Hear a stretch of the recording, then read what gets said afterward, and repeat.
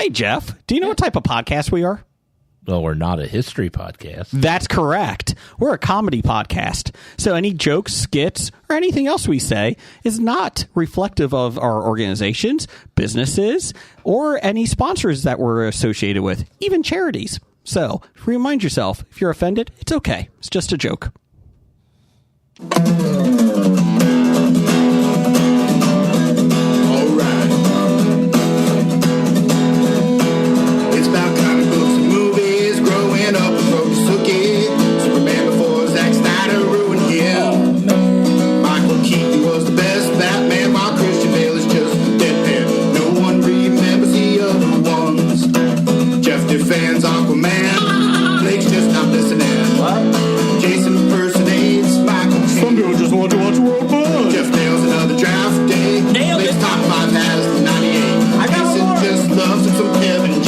Kevin James. It's the history of bad. It's bad. It's the history of bad. So bad. It's the history of bad ideas. It's the history of bad. Oh yeah. It's the history of bad. It's the history of bad ideas. Podcast.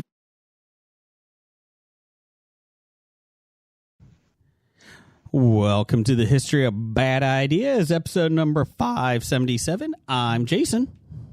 I'm Jeff. And I'm Brian. Hey, 3 out of the 5 ain't bad, as Meatloaf would say. Welcome, everybody.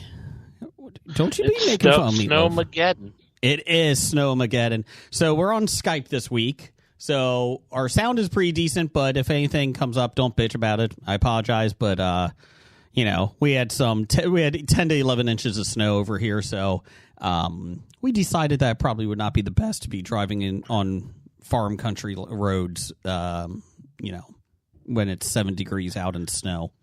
So I didn't particularly care for driving in the suburban roads, so I don't even want to go farther out into the country. Well, it's funny, like my half of the subdivision is like the roads are decent. Like, just in my subdivision. Like, you see that they're plowed. They're still icy, but they're plowed in that, right?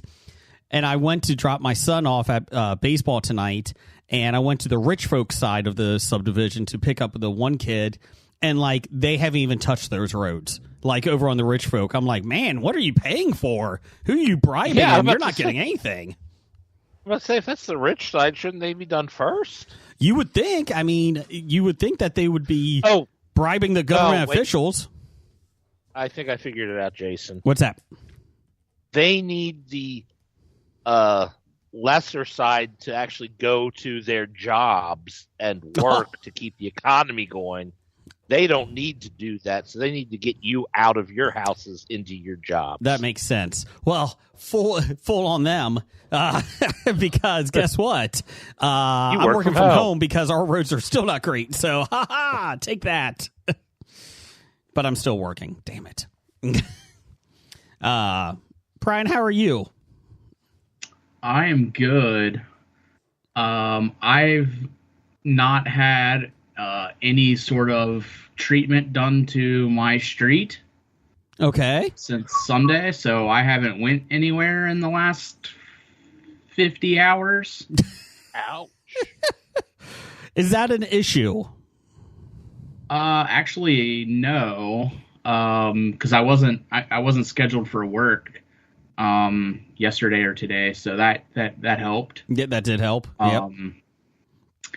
But Sunday I did like a mad dash back to town because I was down in Falmouth doing an overnight house sitting gig, and so Sunday morning I got up at like 7 and got everything done and everybody taken care of, and then I hit the road before it all started so I could get home. You didn't run into anything? I didn't run into any kind of snow or anything until I got back into Ohio. Okay. Like in Kentucky, it was had just snowed a little bit, but like nothing substantial, nothing. Yeah. It was just kind of, flurries. But once I got home, it had started. So. And Jeff, you love winter and the snow. and the Despise cold. the snow, despise the cold, despise winter. Isn't it great though? No, there's nothing good about it. Yeah, well, you do have a long driveway. I will say that. Your driveway sucks Well, with the distance It's on not- it. That's not even the well, it was a problem. My sister decided that she can get her 4-wheel drive out of the part that wasn't shoveled, and then I had to dig her out. So Oh, jeez. so I was not feeling too well after that. So I shoveled so for people unfamiliar, we're in Ohio here.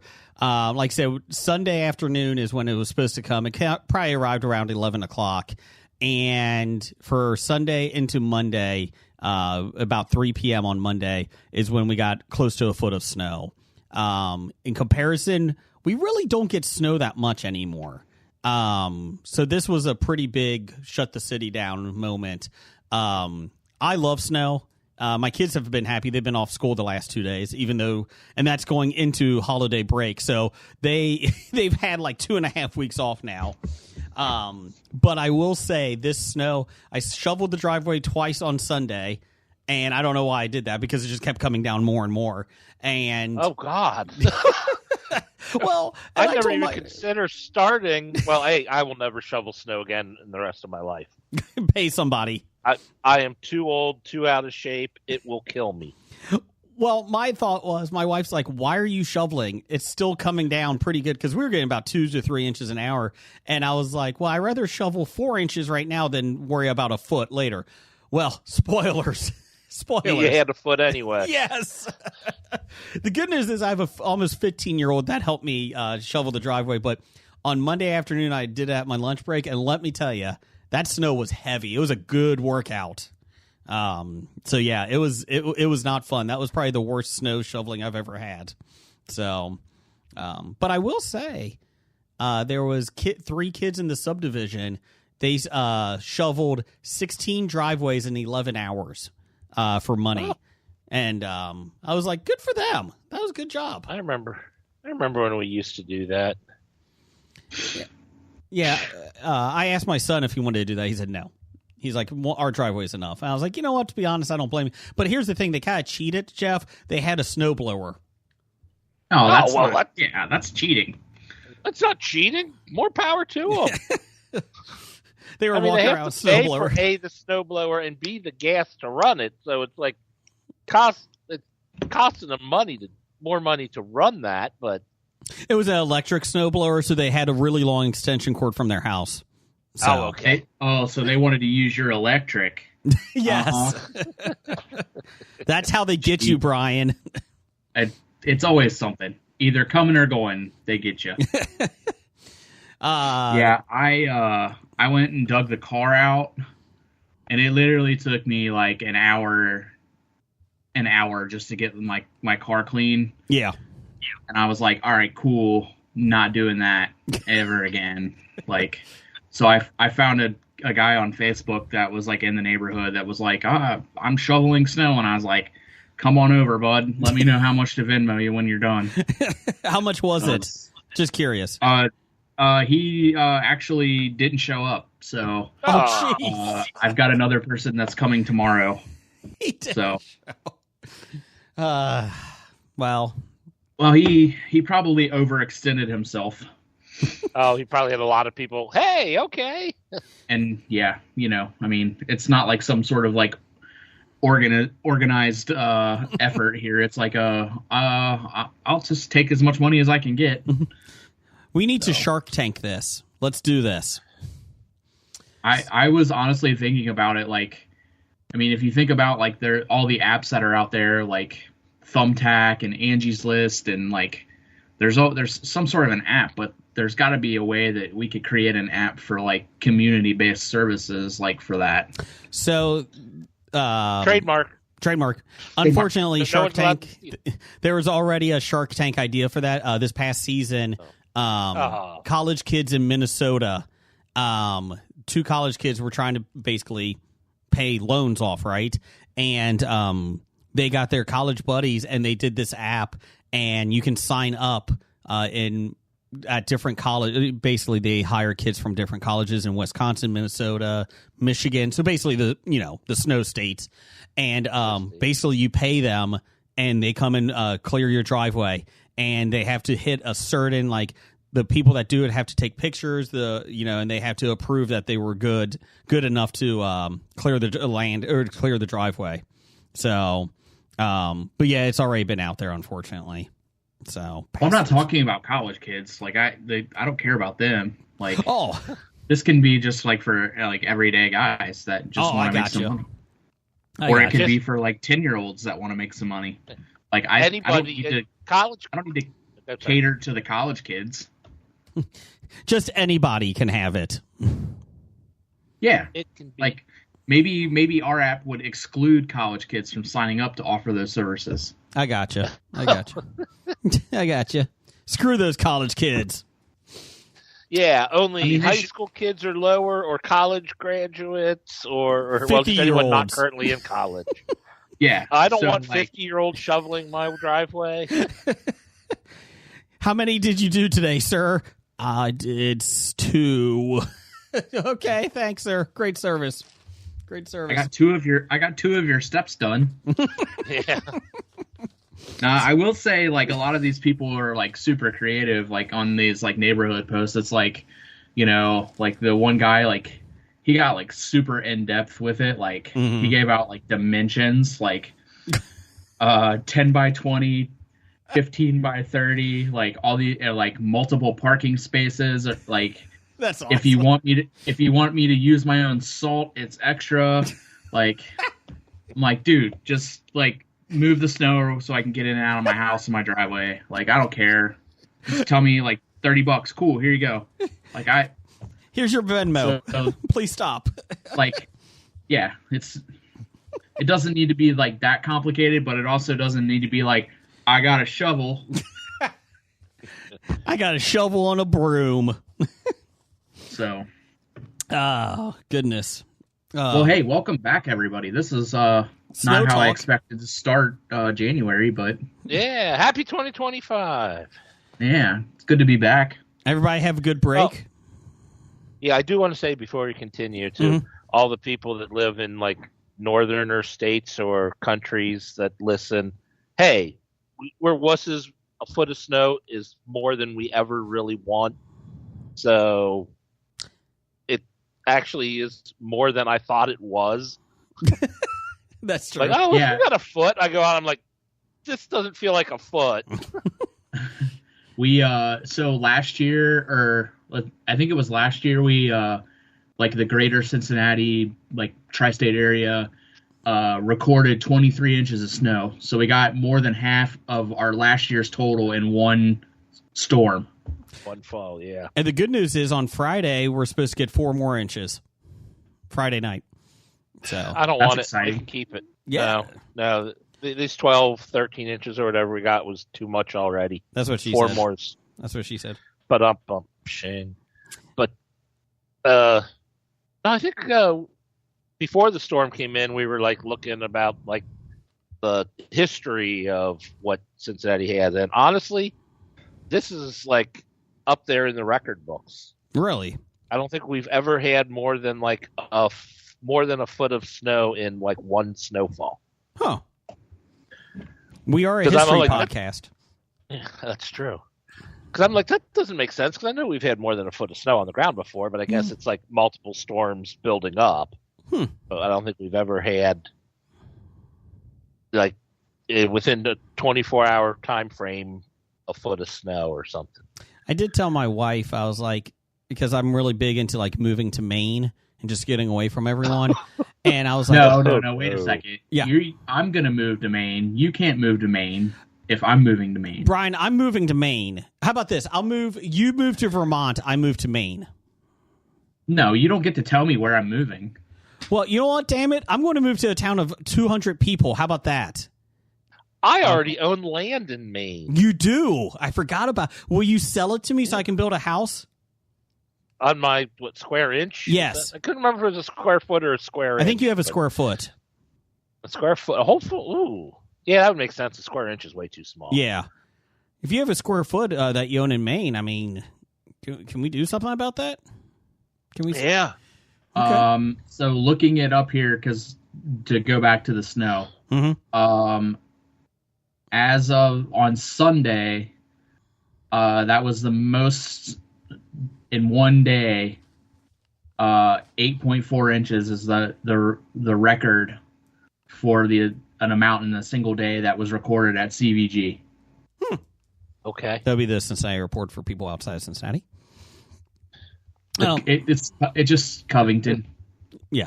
The Greater Cincinnati Northern Kentucky Airport. That's true. Is the official name to stop confusing people. So back to this part of Maine. Where are you looking at in Maine, Brian? Northern, southern. I'm trying to stick up around Acadia and surrounding areas of the national park. Well, Brian, population 202 is now 207 because my family's moving there with you. Sorry, that's where I was looking. Let's go. I mean, I'm cool with Jess and the kids if they come. Okay, just not me. Your kids are cool. Okay. So not me. Okay. No, all right. You can come too. I'll bring the dogs. I'll bring my dogs. There you go. I think I've lost one of my dogs to the snow. Have they come back in? I mean, yeah, but it's like I'm literally like pulling teeth trying to get them inside. Two of the three. Like Buffy, she's pure Great Pyrenees. Oh yeah. I guess it was Friday. It was like Friday when it started like getting cold. Mm-hmm. Like I think she could like smell it because like as soon as she went outside, she stopped and like looked up and just started like doing zoomies. And she doesn't really ever do that. And then when I came home Sunday, and like let them out, it was like, it had just started snowing and she would not. Like I literally had to stand at the door and like yell at her to get in the house, and she is just like staring at me like I'm not coming inside. Well, it was either two things she felt on Friday: an earthquake or snow. So I'm glad it was snow. That worked out well. But Monday, I shared the picture on Facebook. But like at one point, like I let them out, and I like came back to the door and just like looked out, and she was just like laying in the yard, like just sitting, just laying like with her head up, just like this is like living her best life, man. Well, yeah, those Pyrenees love that. Yeah. Also, just I know, earthquake or snow is also a game show coming to Fox in the fall. Just to let you guys know. Or I'm sorry, in the summer schedule. So just let you know. Do we have a host lined up yet? Pauly Shore is looking. We're looking at Pauly Shore. Are we really looking at Pauly Shore? It's either Pauly Shore or Carrot Top. It's a tough call. Wow, so yeah, those are our only options. Richard Dreyfuss threw his hat in the ring. Can we just go get the weatherman? Which one? It worked for Wheel of Fortune. I don't care. I say we get. I think we should get the local weatherman who like had his meltdown on air. Ooh. Did you guys see that? Yes. But I'll look for it now. Yes. Bob Herzog. Yeah. Like I guess like he literally filmed outside during the snow for I'd say probably like 8 hours, and then like it was the weirdest thing I've ever seen from like a newscaster. He felt like it felt like he like just went insane, like he was on a deserted island for too long. Right? Yeah, at one the craziest part to me was he was talking about measuring snow, Jeff. And he's like, most people use a ruler to measure snow, but he's like, not here. He's like, if you've got a rubber chicken, just throw it into the snow, and then if you can't see it, that's how you know you've got a lot of snow. And the best part is, so I'm watching it now with the it's Bob Herzog, the weatherman, actually retweeted it, and he's like, it's possible it was outside for too long, and it's titled "Slow Descent into Madness While Covering Morning Snow," and He's running up to cars with interviews and everything. Yeah, like one lady like is like pulling into like her apartment complex, and she's like waiting for the gate to open, and he like runs up to her car, and she's like, I just ran a red light, and he like ran. He was like, oh no, like we're not going to interview her, like we don't want to get her in trouble. So like it was bizarre. His Instagram, the Instagram of the compilation. How do you say that? Compilation, thank you, of his descent into madness has been viewed 7 million times now on Instagram in less than 24 hours. Good for him. Yeah. It's all about the hit. Got what he was going for. Yep. So. I mean, he's kind of a goofy guy to begin with, so. Yeah. So did everybody have a good holiday? Good times? No? It was there. Okay.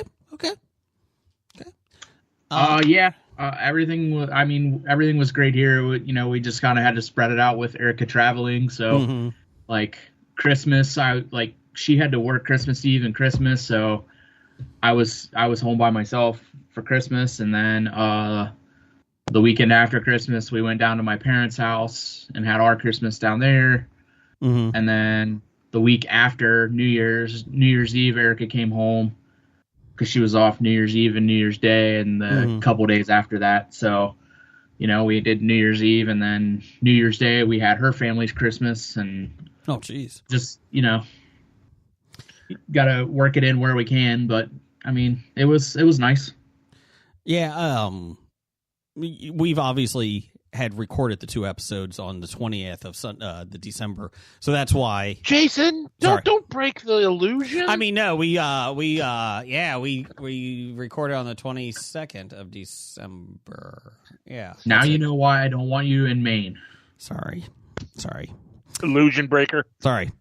I will say that after throwing up multiple times on that Friday that I talked about on the one episode a couple weeks ago, the 20th I was feeling a little bit better, not great. I didn't eat a lot of food. I didn't actually eat a lot of food until like that Wednesday. Even Christmas Eve, Christmas Day, I wasn't eating much. But I will say that I've had the peanut butter M&Ms that you brought, Brian. Dr. Dana peanut butter and jelly. Peanut butter and jelly. Sorry. Oh my goodness, those were pretty good. Those are top notch. Unfortunately, what's that? They're going to need to keep those around. Yeah. My wife did say that there wasn't enough jelly, that it needed more jelly. And I kind of agree with that. There was a lot of peanut butter, not as much jelly. Let's see here. The good news is we have lots of snacks for when you guys come back. We have Twizzlers. We still have mac and cheese. I think extra mac and cheese candy canes, I think. I don't think that sounds terrible. What the hell? Let's see here. We have Oreo loaded. Yeah, the Oreo loaded. We have the Oreo flavored Oreos. Yeah. We have pickle candy canes still. Oh no, not pickle. Sorry, possum candy canes. We forgot to do. Nope. Possum? Yeah. I don't think they're real possum, but it says possum. And then we also have Peeps. Brian, just for you, I got some more Peeps for you. Oh, that's fantastic. Tropical Punch. Brian probably prayed for the snow. You guys can have the Peeps next week because I won't be here. You're not here next week? Oh. I am not here next week. Okay, we'll hold off. We'll hold them. I've been guilted into working at Dana's for the basketball game on a Tuesday. Yeah, it's Xavier's biggest game. It's Villanova. So Jim's not going to be there, huh? I don't know. He'll probably be able to get out of it because he's ownership. So ridiculous. BJ guilted me into working. Damn you, BJ. And by guilted, he was like, "Hey, can you work? Because I need you." And I was like, "It's Tuesday." And he's like, "It's Villanova. It'll be busy." And I was like, "All right, cool. I like money." No offense. I would rather podcast, but it's okay. Is somebody typing? I mean, I could Skype in from the bar. You know what? Maybe we'll call you. Yeah, do that. We might do that. That might not be a bad idea. Yeah, I'll Skype in from the shed. Ooh. And the funny thing is too, in the last 2 weeks, we had a little bit more low key because I didn't feel great, and then my kids and I were all getting coughs for about a week. Not sick, just coughs. So it was more of a low-key holiday. It was really nice. It was really nice. Uh-oh. What's happening over there, Brian? What are you doing? I don't, what? Oh. We were picking up a scratchy noise on your microphone. I don't know what that was. I was scared. I thought somebody was attacking Were you me. rubbing it against your Balls? facial stubble or something? Oh, jeez. Sorry. Go right to balls, Jason. Go right to balls. You always go right to balls. Always go to balls. You know, Jason, it's a new year, Yes. and I was hoping that we could get past this. I'm sorry. sorry. I apologize. Mindset that you have. You know what, guys? Let's start this off right. I'm going to take over here. Brian, give me a verb. Chuck Norris. That's not a verb. Oh, Chuck Norris thing. Nope. Chuck Norrising. Karateing. Karate-ing. No, I didn't say in ing. Karate. Jeff, give me a number. 42. Brian, give me an exclamation. Scrum diddly umptious. Scrum diddly Willy Wonka likes you. umptious. Okay. Jeff, give me an adjective. Creepy. Brian, give me a celebrity. Frank Grillo. Richard Dreyfuss. Peter Weller. Ralph Macchio. Ooh, I sense a good theme. one. Okay. K-Rock Sorry, Day. I'm looking at all my Funko Pops in front of my computer. So I've got the Chuck Norris one, and then I just saw my Daniel Russo one. I'm looking at the Bo-Katan, RoboCop, and Fennec Shawn autograph ones that we got from the expo. Those are really nice. And I'm not kidding. Yeah, those are really I'm looking nice. at my Ron Perlman that didn't get signed. Oh, we'll work on that. What type of event? Jeff, give me a type of event. Type of event. Job fair. Okay. Occupation, Brian. Fluffer. Oh. Oh. Well, you take Oh, the high man, road, taking Brian. the part of Jason. 69. Or is that Blake you're taking the part of? Jeff, give me a number. Really? Yeah, number. Sorry. 69. Brian, give me a number. 69. Oh, jeez. Jeff, give me a city. Pittsburgh. Ugh. Brian, give me a color. Oh, wait, is it a good city or a bad city? Because I can change it if you Nope, want it doesn't. It just says city. Oh, okay. Color, Brian. Chartreuse. Chartreuse. That's going to be fun. Okay, article of clothing, Jeff. Thong. Suspenders. Oh, that's not fun. Brian, give me an exclamation. Purposely made it not fun. Brian, I need an exclamation. An exclamation. Yes. Gadzooks. Oh, I like that one. Wasn't that a store at the mall? It can be. I thought it was. It's not a real store. It was a store in a movie. Maybe that's it. Jeff, give me a place. A place. We'll say Anus. the Riverbank. I don't know if that's any better. That's where Than an anus? That's where 7 Mary 3 saw someone get killed. Down by the. I was down by the water's edge. Oh, whatever. Down by the riverbank. No, you're wrong. Brian, give me a verb not ending in ing. They fuck. A verb not ending in ing. Fuck.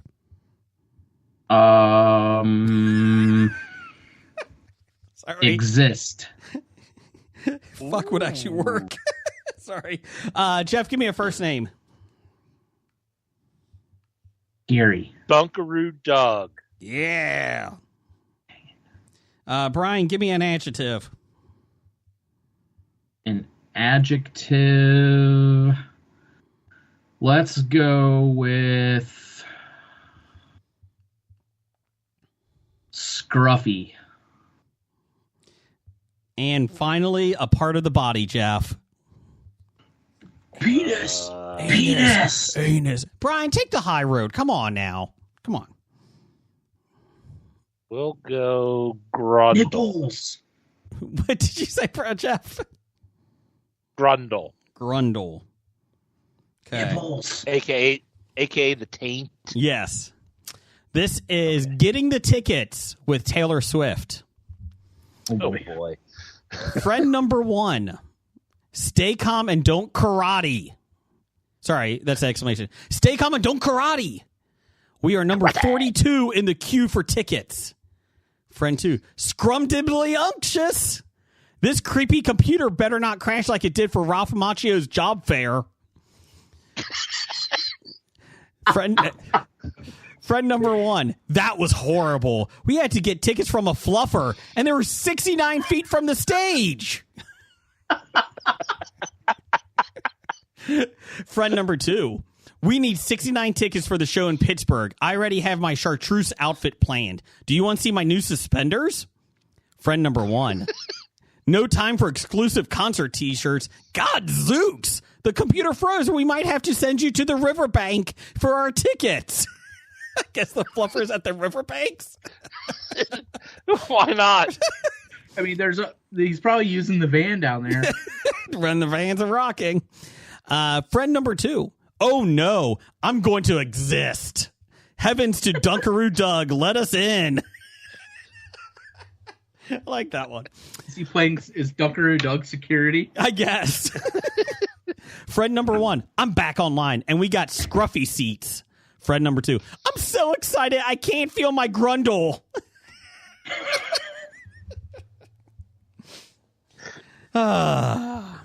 That's kind of fun doing so that. Good news is that I will, when I return to the studio, I will be returning with more Mad Libs. Oh, good. Good.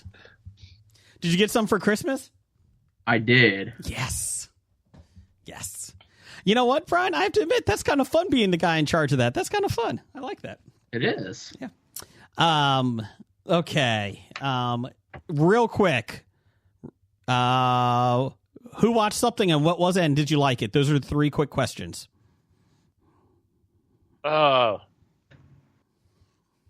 feel like I watched something and I don't know what, so... I feel the same way, Jeff. Like, for the last 2 weeks, it's been a blur, and I'm like, I don't know what I watched.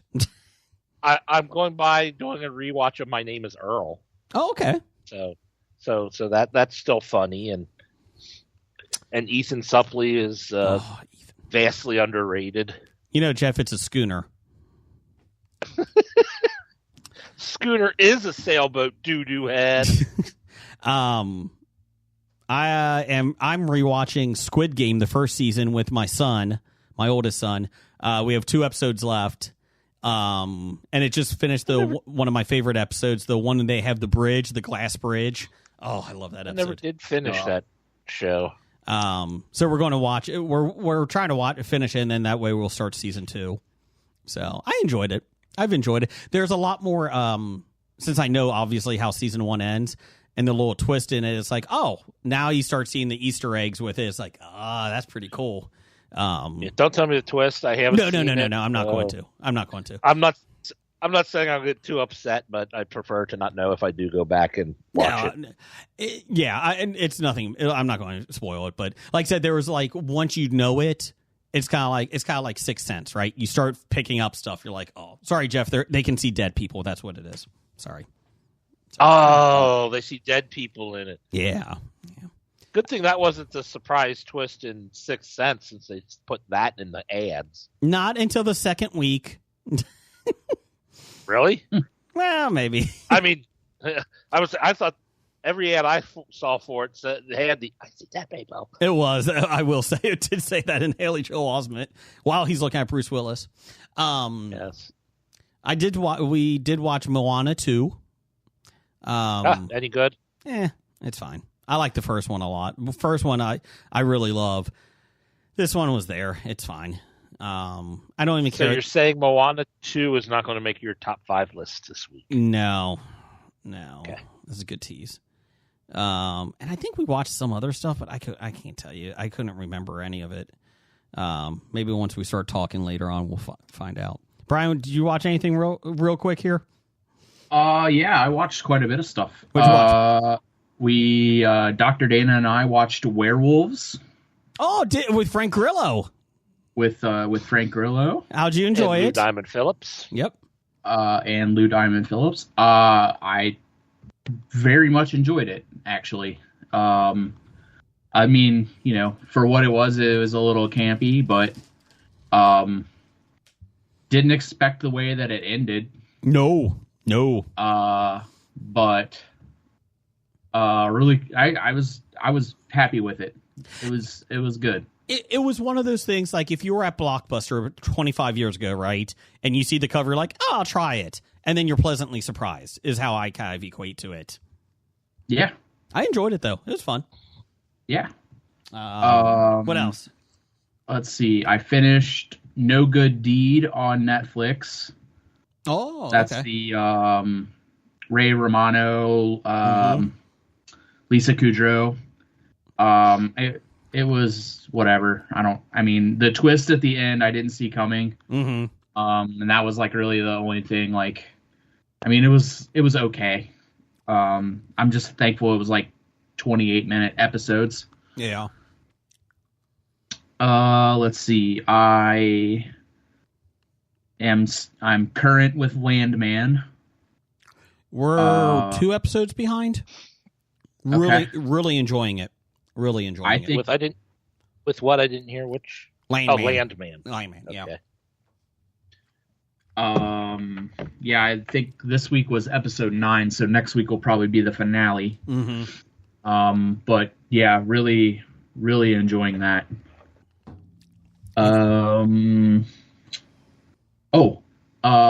So I started watching this. It got released prior to our break, and I forgot to mention it. But I've been watching Dexter Original Sin. Yeah, how is that? Unbelievably good. Really? Like all of the people that they've like brought in to play the younger people, like they crushed the casting for this. Like the guy who plays Dexter is awesome. The girl that they have for Deb, she like it's so good. Christian Slater crushes it as Harry. It's so good, man. Does the new actress Deb swear as much as the old Deb, or the older Deb? She swears. She is on pace. Like she matches it as a high schooler. Yeah, she's in high school when this where this takes place. How's Christian Slater? Christian Slater is their dad. Yeah. Oh, okay. I'm sorry. Okay. He plays Harry. Okay. Yeah. But yeah, Michelle Gellar,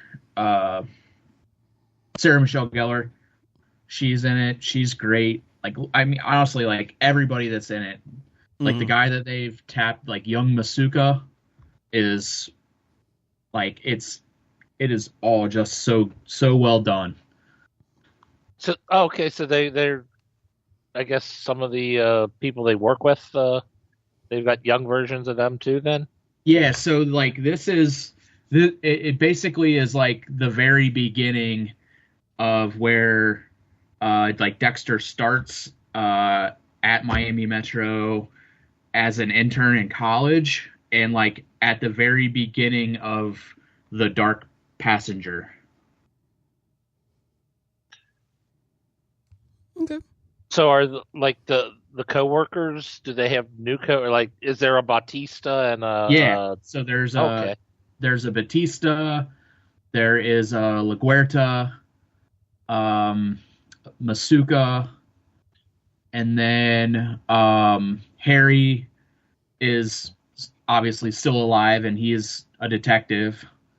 And then there are some characters that obviously aren't in the new series, like the originals or like the main series. But yeah, there are young Deb, Dexter, obviously, Harry, Masuka, Batista, LaGuerta. So yeah. Maybe I'll have to give that a yeah, gander because it's on Paramount. Yeah. Okay, I can watch that. Landman has not been renewed yet, but Billy Bob Thornton has signed up for a couple more seasons already. Yeah, I really can't imagine them not doing more. His daughter's hilarious. I just think the whole like the dynamic of like them living with the other guys, the attorneys. Well, the one guy, he's the like one of the attorneys, and then the other guy that works in the like crew lead or whatever. Just that dynamic in itself, those three living together, and then you mix in his ex-wife and daughter. Yes. I'll be honest, you could just make a sitcom out of those three living together. That's it. I don't even need to go in the fields. I would. Sorry. I mean, I shared that one video explaining how Taylor Sheridan movies are just Hallmark movies for guys. Pretty much, they are. That was hilarious. Jeff, I forgot to tell you, we did start the Ted Danson in the Retirement Home TV series. Oh, okay. I really enjoyed it. My wife fell asleep during the second episode, so we have to go back and watch that one. I really enjoyed it though. I like Ted Danson's character in it. So the longer it goes along, the more emotional it gets. I'll warn you on that. Okay. And then Brian, we did start watching Tracker. Okay. Yeah, I'm a bit behind on that, but because like it stopped like at a weird time and like went away and then came back and like. I'll be honest. Weird. I was kind of already in after the first episode, which doesn't usually happen, and then the second episode when he goes to the cult, I was like, "Oh, this is good. I really like this." And I think I like the actor. I like Justin, whatever his name is, from This Is Us. Bartha. Yeah, Hartley, okay. I really like him. I like his acting. So, yeah, it's like, I mean, you kind of already know like every week it's going to be the same premise, but like they do a pretty good job telling a different story every week to where it's not like, okay, like he's doing this again. Like if that, makes sense. But yeah, I've really enjoyed it. So those are the last thing I just remembered, I watched on Max. I watched the new Clint Eastwood movie, Juror Number 2. Yeah, how was that? It was good until the ending. Okay. Oh, man. The ending, I was just like, what the what? Like, the way it ended just kind of sucked for me. Like, I mean, I don't know if you guys like kind of have any kind of idea of like what the plot is, but I haven't even heard of the movie, so I just keep seeing it on Max. I just keep seeing it like, would you like to watch this? No, Max, leave me alone. So, yeah, if you're going to spoil it, let the listeners know, but you can spoil it for me. I don't care. Yeah. The synopsis is a juror in a high-profile murder trial faces a serious moral dilemma, one that could sway the jury to convict or free the killer. So, spoilers. The guy, he gets picked for jury duty for a murder case. There's the guy that's on trial for murder. Him and his girlfriend got into a fight at a bar. Everyone at the bar saw it. He follows her out. They leave the bar, and later the girl is found dead, like over a bridge and like down like by a creek. So this guy gets picked, and as he's listening to like opening arguments. The details that are being told, he starts having flashbacks. And come to find out, this guy is on trial for murder, but the guy that's on the jury actually might have hit this girl with his car driving home in the rain and thought he hit a deer and kept on going. Oh. So he is like, he doesn't know, he's like, doesn't know if he should come forward or what he should do, and like, you know, all of that stuff. I could do an estimate on his car if hit by deer. I've done enough of those. I can tell you if he hit a deer. Yeah. Well, I think that's exactly the point of the movie, Jason. That is the point. The damage to the car by what was thought to be a deer. I'm just saying I can prove it if it was a deer. I can look. I mean, it was I will say, like, I mean, it was a really good. The cast was really good in it. Mm-hmm. It was Tony Collette, Kiefer Sutherland, J.K. Simmons. That better do good, because I've got J.K. Simmons in the Hollywood Stock Exchange. So that better be good for J.K. Who is the guy that plays the other attorney? He was in Mindy Project. I never watched. The main character is Nicholas Hoult. Okay. Let's see. Yeah. Leslie Bibb is in it.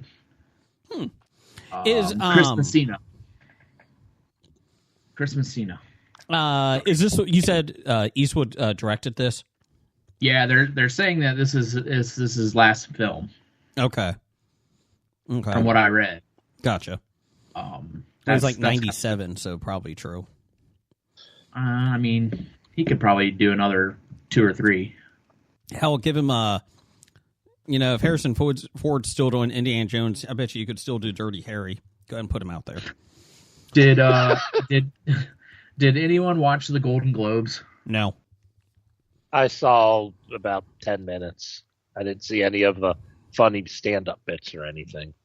So there's like, so I watched like the opening like monologue thing where she's just like telling all of her jokes, and there's one where she gets to Harrison Ford, and they like pan to him, and the look on his face, he's just like, he has like no idea, like I don't think he truly understands like what she's doing, and he's like bracing himself for like being disgusted. Yeah. Like, it was hilarious. Just like the look on his face, because he really like, everybody was kind of playing along with it and like, you know, going along. Obviously, like she did a pretty good job hosting, by the way. It was Nikki Glaser. Mm-hmm. Yeah. But like I had mentioned in our group chat, like, honestly, from like the last time I've seen her, I almost didn't recognize her. She has had like a ton of work done. Jeez. Sorry, I was just looking here. But yeah, she had some really good, really funny jokes. That like far better than most of the other hosts. Who's doing the Oscars? Who's hosting that? Is it who is it? Is that Conan? No. Let's see. Yep, Conan. Is it Conan? Okay. Yeah. It's Conan. Oh, good for him. He is set to host the 2025 Oscars. He is, and then I'm sure in the week before, Jay Leno will step in, so it'll be fine. I don't think you'll let that happen again. Fucking Jay Leno. Fucking. We did have a poll of the week. You can follow us at Bad Ideas Podcast. Our poll of the week this week, was, let's see here. What Marvel film are you most looking forward to in 2025? We had Captain America: Brave New World, Thunderbolts with an asterisk, and the Fantastic Four. The Fantastic Four and the Thunderbolts at the last came in at 37%. Captain America was 26%. Yeah, right after printing, we had a couple more votes. So, I think people are excited for all three of them because I think it seems like they might righted the ship with these three. So we'll see what happens. I think personally, I'm looking forward to Thunderbolts. Mm-hmm. I'm going to watch Fantastic Four with a grain of salt because I've seen other Fantastic Four movies, so I'm hoping they do it right, but I'm not counting on it. I just don't care. I don't like the characters, but I'm hoping the film is better. So, and I'm happy. I really want to see, Sam Wilson as Captain America, but I was never a Red Hulk fan. Me neither. And I'm not sure. I think Harrison Ford was the right casting choice after the other guy, William Hurt, passed away. Correct. I did, Jeff, you might appreciate this. For Christmas, my wife got me the Spectacular Spider-Man Omnibus, which has like over 100 of the first issues of Spectacular Spider-Man in it. It's pretty damn sweet. It's pretty sweet. Spectacular, is that the one that started, late 80s or early 90s? Late 70s. Late 70s. Oh, that early. Okay. Yeah. So I was pretty excited. I started reading it. I don't know, it's like 1,200 pages, but it's great. And then I got the G.I. Joe Omnibus, which is every G.I. Joe comic in the 1980s. So that's nice. been really cool. I haven't started that one yet. I'm doing the Spider-Man one first, and then I'll do that. So I got some reading to do. So, Brian, you got some listener feedback over there? I do have some ordinary, regular listener feedback. Oh. Kicking off 2025, sponsored Hello, Jeff. Jeff, what's in the box for the new year?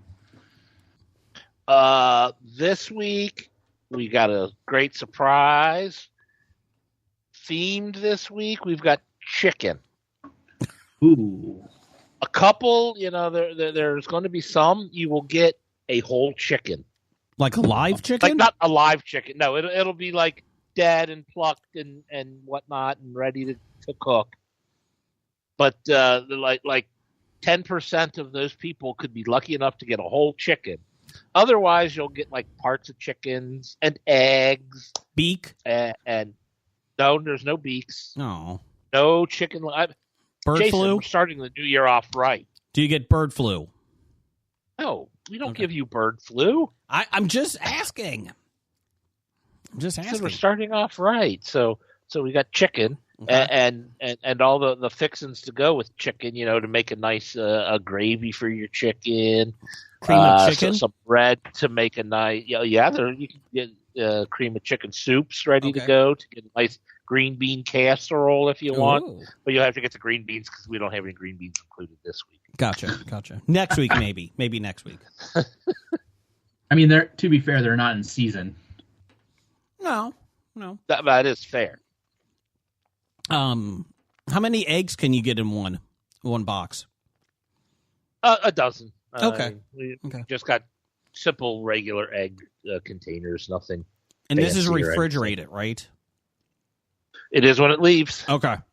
Just checking.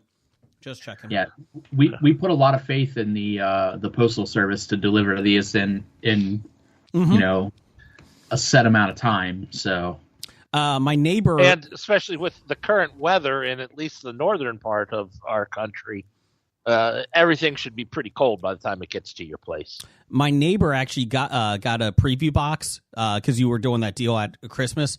So he did. He got the Christmas box. Yeah, sorry. But he also got the chicken box. Just came today. The Hello Jeff one. He got 5.5 legs of chicken.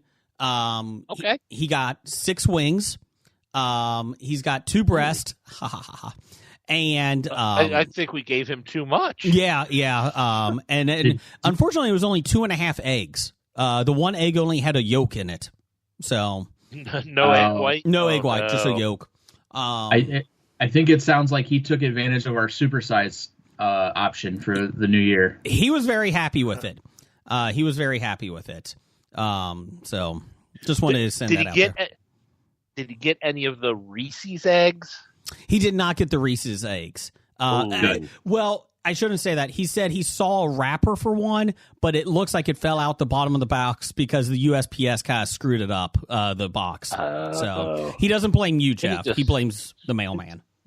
We need to stop sending USPS. Yeah. Well, speaking of the Postal Service, we start off every single listener feedback with the same person every week. Number one fan. Can't give yourself a nickname. Pants. Dunkaroo The Dog. Jewel of the Licking. DJ Fatty Fat. Nope. No, Fat Shady. Fat Shady, sorry. you ruin it every time. Beaver Nuggets. Beaver Tail. Beaver Hip. Dunkaroo 7. Dog. If I didn't say that, The Hammer. the Postman, The Hammer. The Screwdriver. Flugelhorn. Yep. Doug. Is it Doug? Dad. Yeah, there you go. Chili Billy. Sonny D. Chili Billy, Sonny Sonny D. D. That's what I was trying to remember. Kurt Rambo expert. He is. So it's just Doug. Mm-hmm. Doug says Brian may not like Peeps, but does his dogs? That's Those his dogs. great intern starting off the year. Brian may not like Peeps, but do his dogs like Milk-Bone Peep treats? They are marshmallow flavored. Ooh. I can never answer this question because I don't feed my dog Milk-Bone Peep treats. You should. I've never seen let, them. And if let Dr. Dana know their existence, she might get them for the dogs. She might. I've never seen them. I didn't know that these existed. We are a old Mother Hubbard treat household. Your cupboard's bare? Old Mother, yeah, for sure. We like to go with the pea nuttier mix. So, I mean, I don't like to speak for my dogs, but I'm gonna say that they would probably hate these. In solidarity for you, right? I mean, I don't know. I got one that'll eat anything, so I mean, he might like it. I don't know. Okay. But as we sit today, Mm-hmm. they've never had the misfortune of dealing with Peep things like I have. Brian, do you think your tropical punch Peeps in 2 weeks will taste good?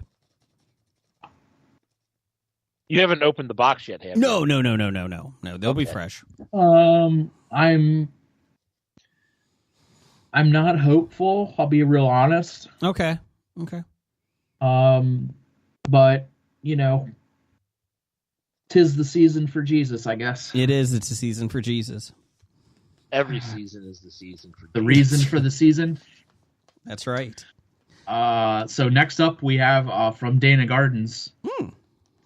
He asks, have you ever seen a grown man naked? I guess besides yourself, right? I would don't know. have to imagine that. Maybe you've never seen yourself naked. I don't know. When I go into the gym at work. Yeah, I'm about to say, yeah. In a fitness center locker room. Lots of old people it is walking. Apparently unavoidable. Yes. Yeah. I turned the corner a couple weeks ago and to go to the locker, and I was like, whoa, there's somebody buck-ass naked. That's wonderful. That's a great morning thing to see at 8:30 in the morning. Whoa. Thanks, man. Appreciate it. I mean, I'm going to say in a lot of porn I watched, there have been naked grown men in them. Do you put your thumb over it, though, so you don't see them? That's too much work. That's true. Well, your thumb's like probably they busy keep with other moving things. in and out, and it would be moving the thumb back and forth. And, That's true. That's fine. That's true. Push your thumb back and forth. Push your thumb back and forth. Whip your thumb back and forth. Whip your thumb back and forth. Sorry. Brian, what else you got? Next up, we have from Meow God at Meow God. Hold on, I think I do have something for this. I think I do. Hold on, let's see here. Bottom right on the, I think, second board. Can you guys hear that? No. Oh. But if you can, then it's recorded. That's all that matters. It is. Go ahead, Brian. Meow God says, "Happy New Year's, fellas. May you all thank you. Thanks. May you all grow a pair in the new year." Grow a pair. I feel insulted. Does it? I mean, I don't know what he's. Maybe he's asking us to grow a pair of tomatoes. Maybe. Yeah. Pumpkins. Normally, the phrase "grow a pair" means balls. Mm-hmm.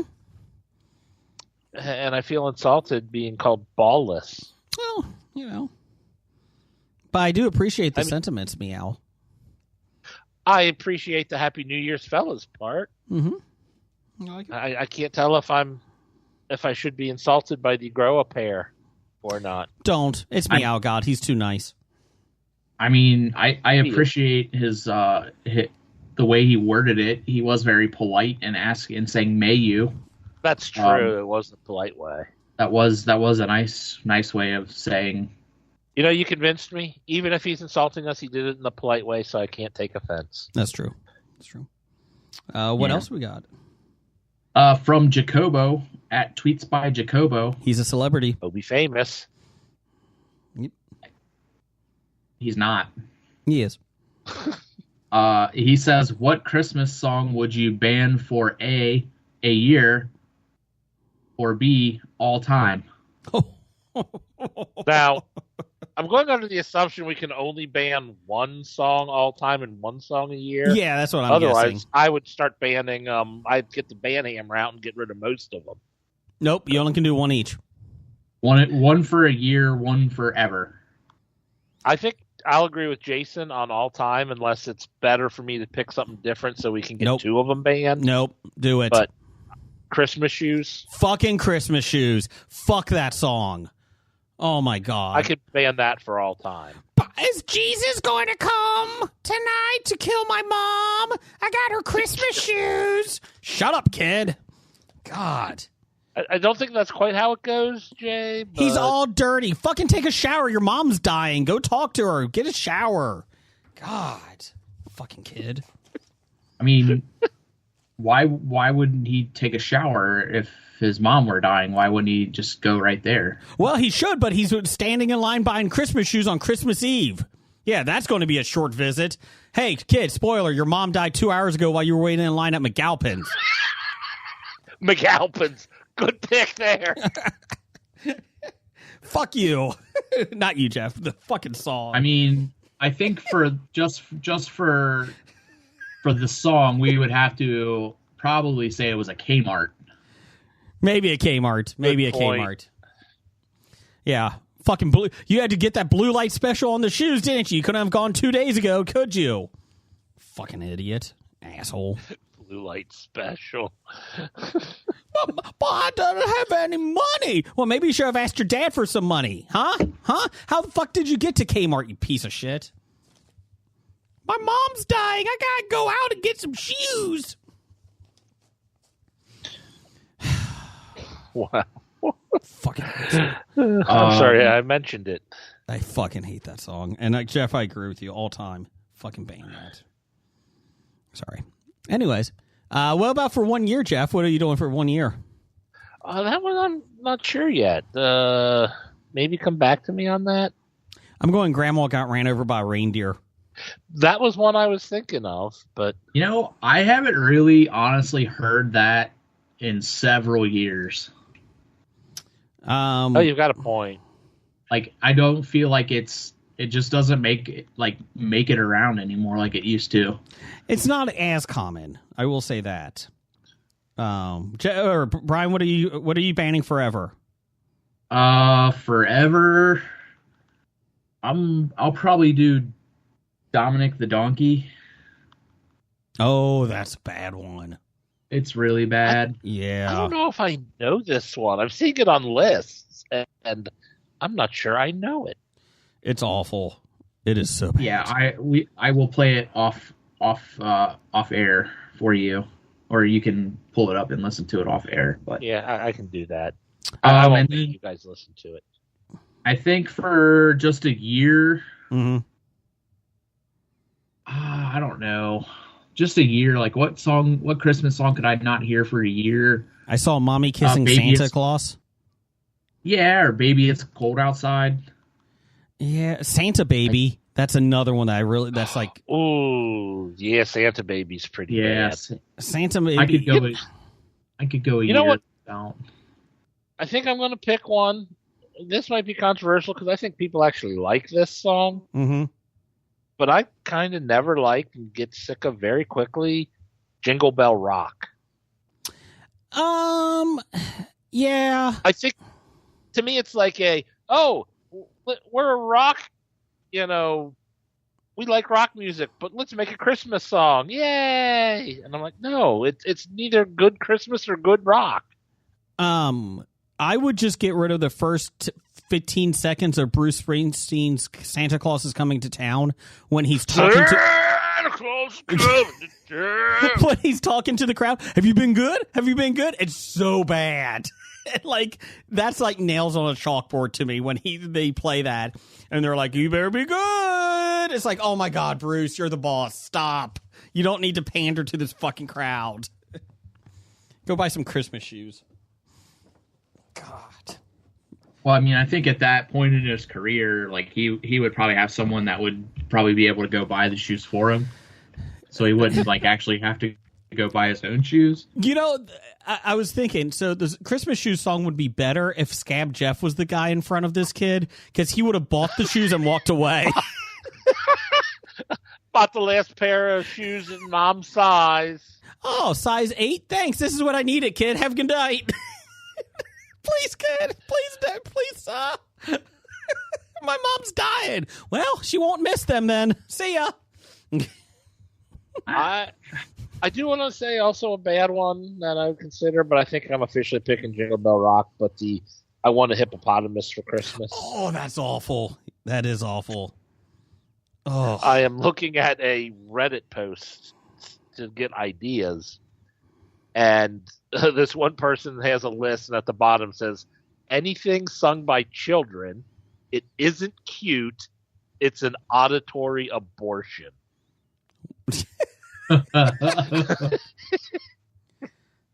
It's kind of like listening to us do a Mad Lib.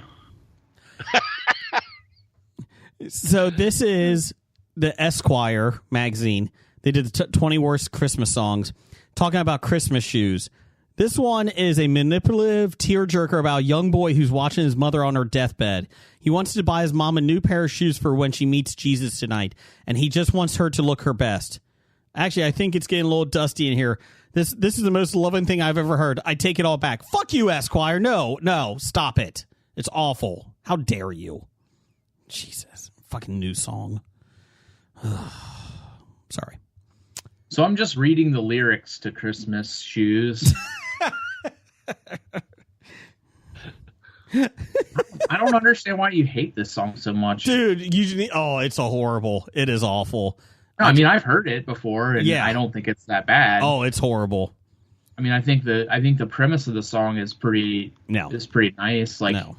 he clearly wants his mom to look her best for when she meets Jesus. Whatever. I think that's very kind of him. Well, one, he still thinks his mother's going to meet Jesus. I mean, he's been raised wrong already. She was a serial killer, kid. She would kill people at the hospital. I'm not even going that way. It's like when you die, you're going to meet Jesus. No, when you die, you're dead. It's it. That's all there is. Wow. Okay. Getting a little harsh. Okay. Getting a little deep. Well, there is no afterlife. I know for a fact. Okay.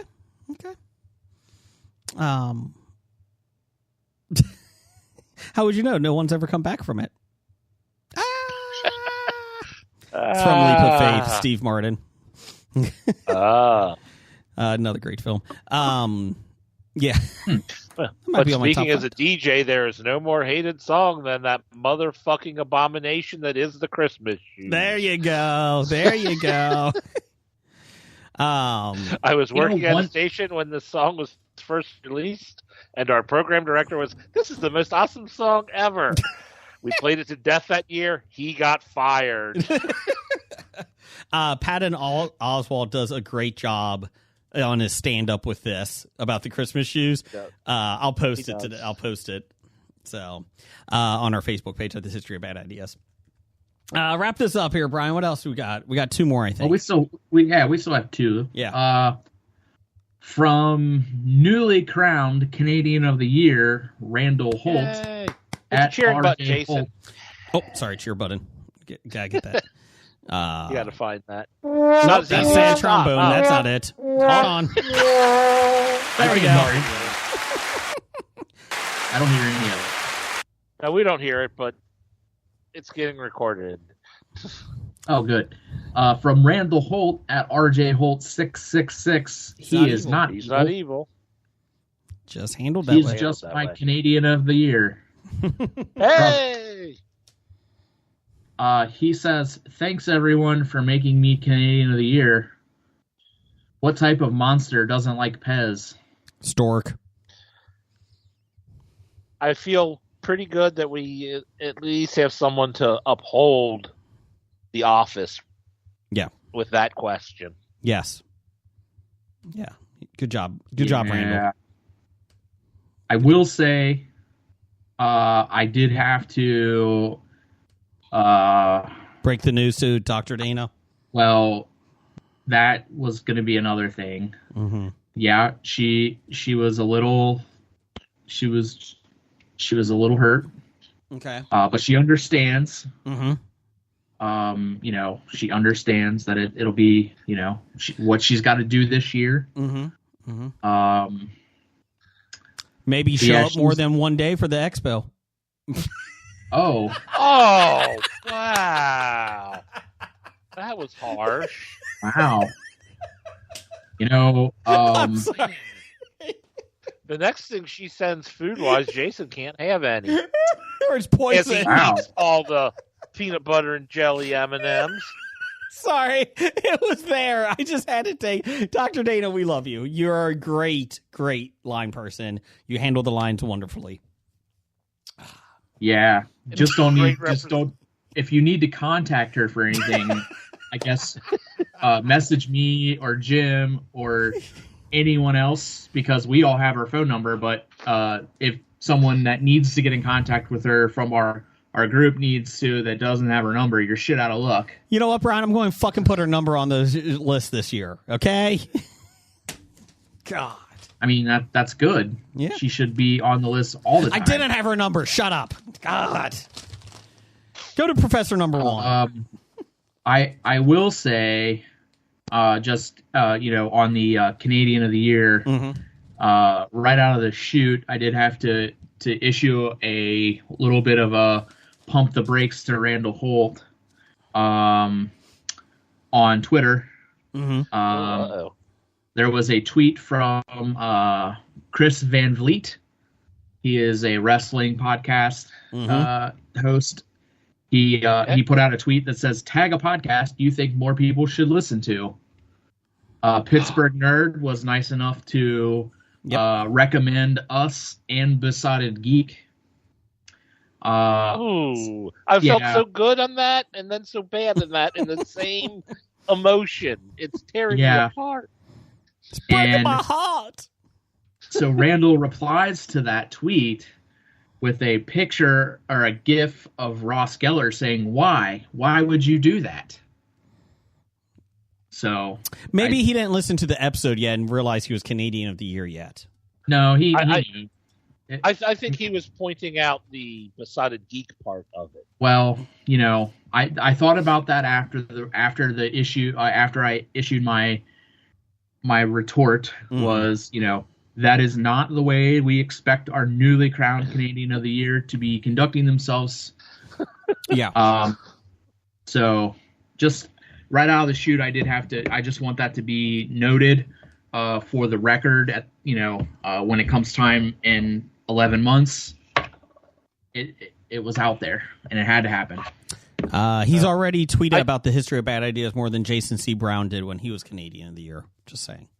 So good job, Randall. Well, there we go. I do have to say that's probably part of what his comment here is about what type of monster doesn't like Pez. Yeah. Most likely, yes. Yeah.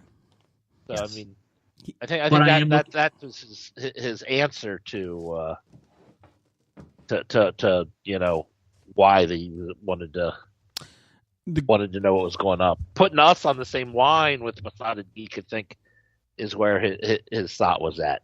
Yeah, just posting the GIF and no clarification, like Hobie. Yeah, listen to them; they're great. Masada Geek, nah. Why would you recommend them? I think he's going to be a good ambassador. So clarity. We just need clarity. To get him to approve his clarity. There we go. All right. Lastly, wrapping this up, Professor Number One at Doctor Number One. It was reported that Meghan Markle's podcast failed after Spotify paid $20 million for it because she was lazy and only did 12 episodes. Her podcast was critiqued for being extremely scripted with her guests, and she even went weeks without putting an episode out.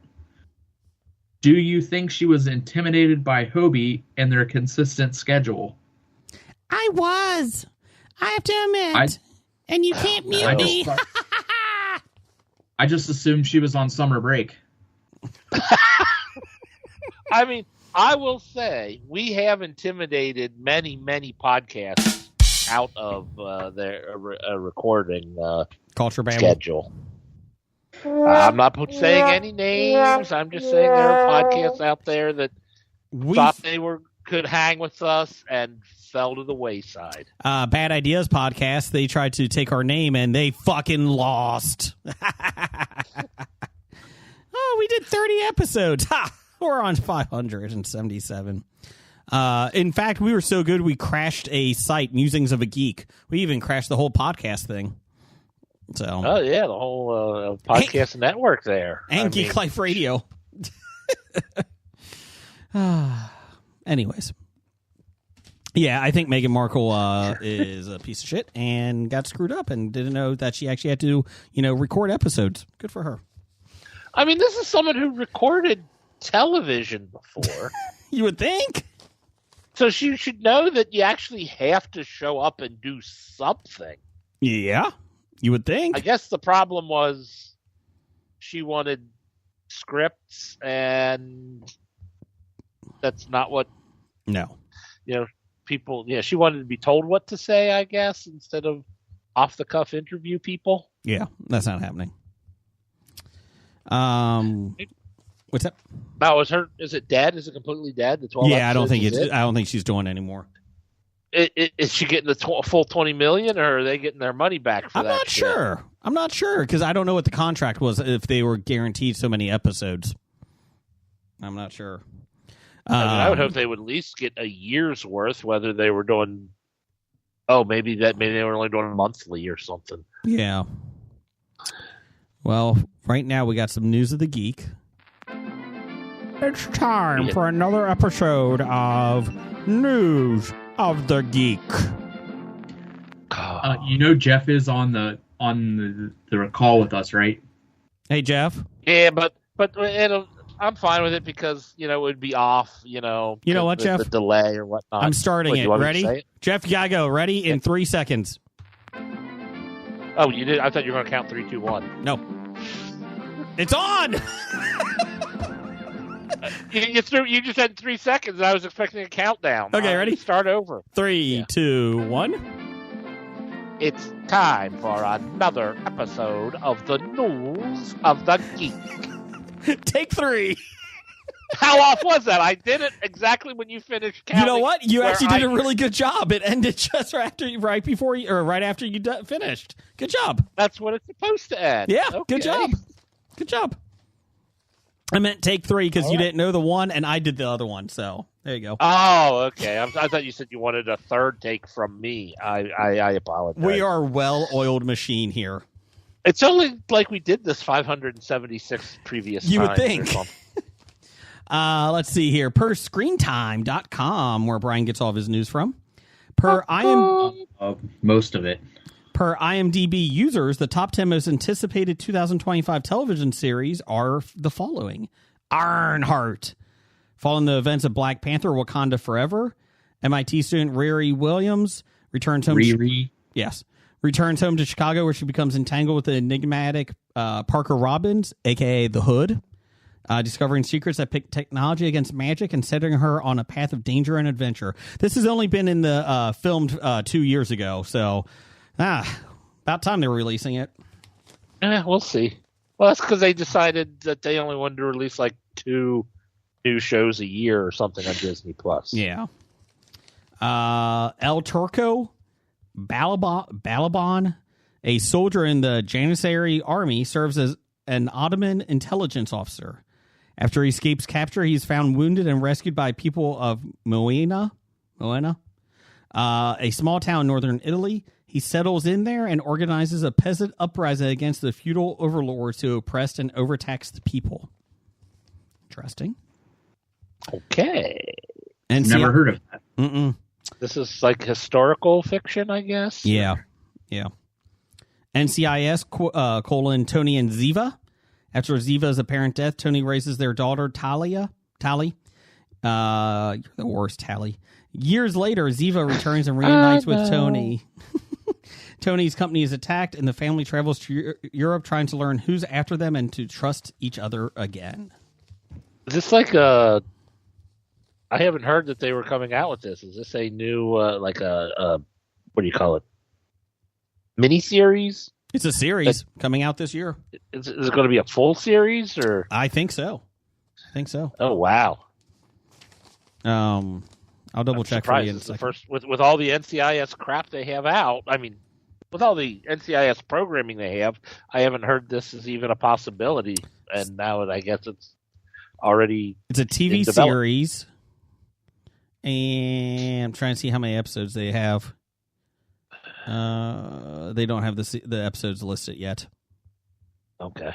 So, they have at least 5 episodes listed. Sorry.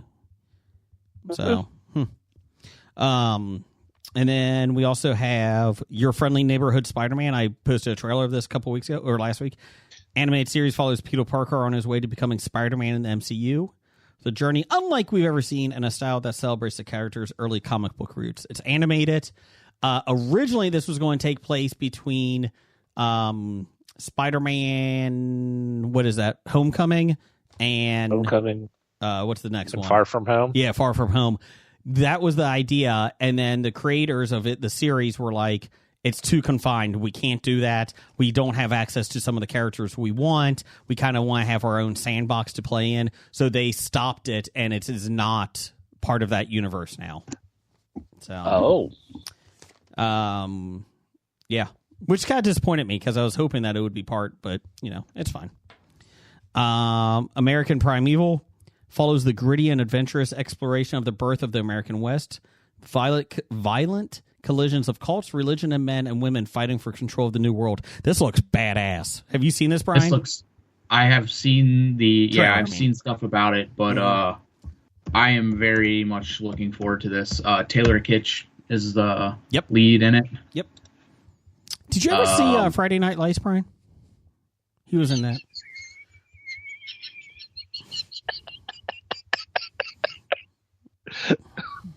It's a whole new year. Same as the old year. 11 years of Hobie. Yep. Looks great. Can't wait. He was also Gambit.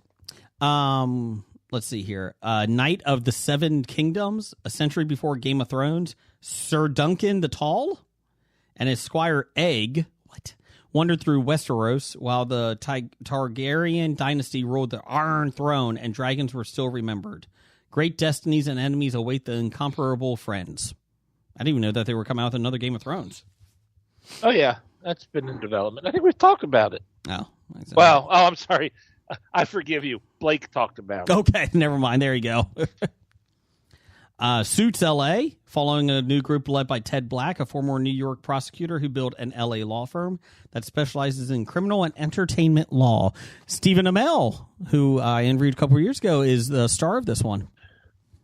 If, they're in L.A. and all, does that mean they're going to bring Meghan Markle back to Suits? No, I'm too busy doing She's a podcast. Busy not doing a podcast? Yes. It, Welcome to Derry, will follow the events in the 1960s, the time leading up to the events of the first film in the Stephen King It series. I was kind of actually disappointed in this because the original idea was it was going to take place in the 1800s. And I was like, that would have been cool.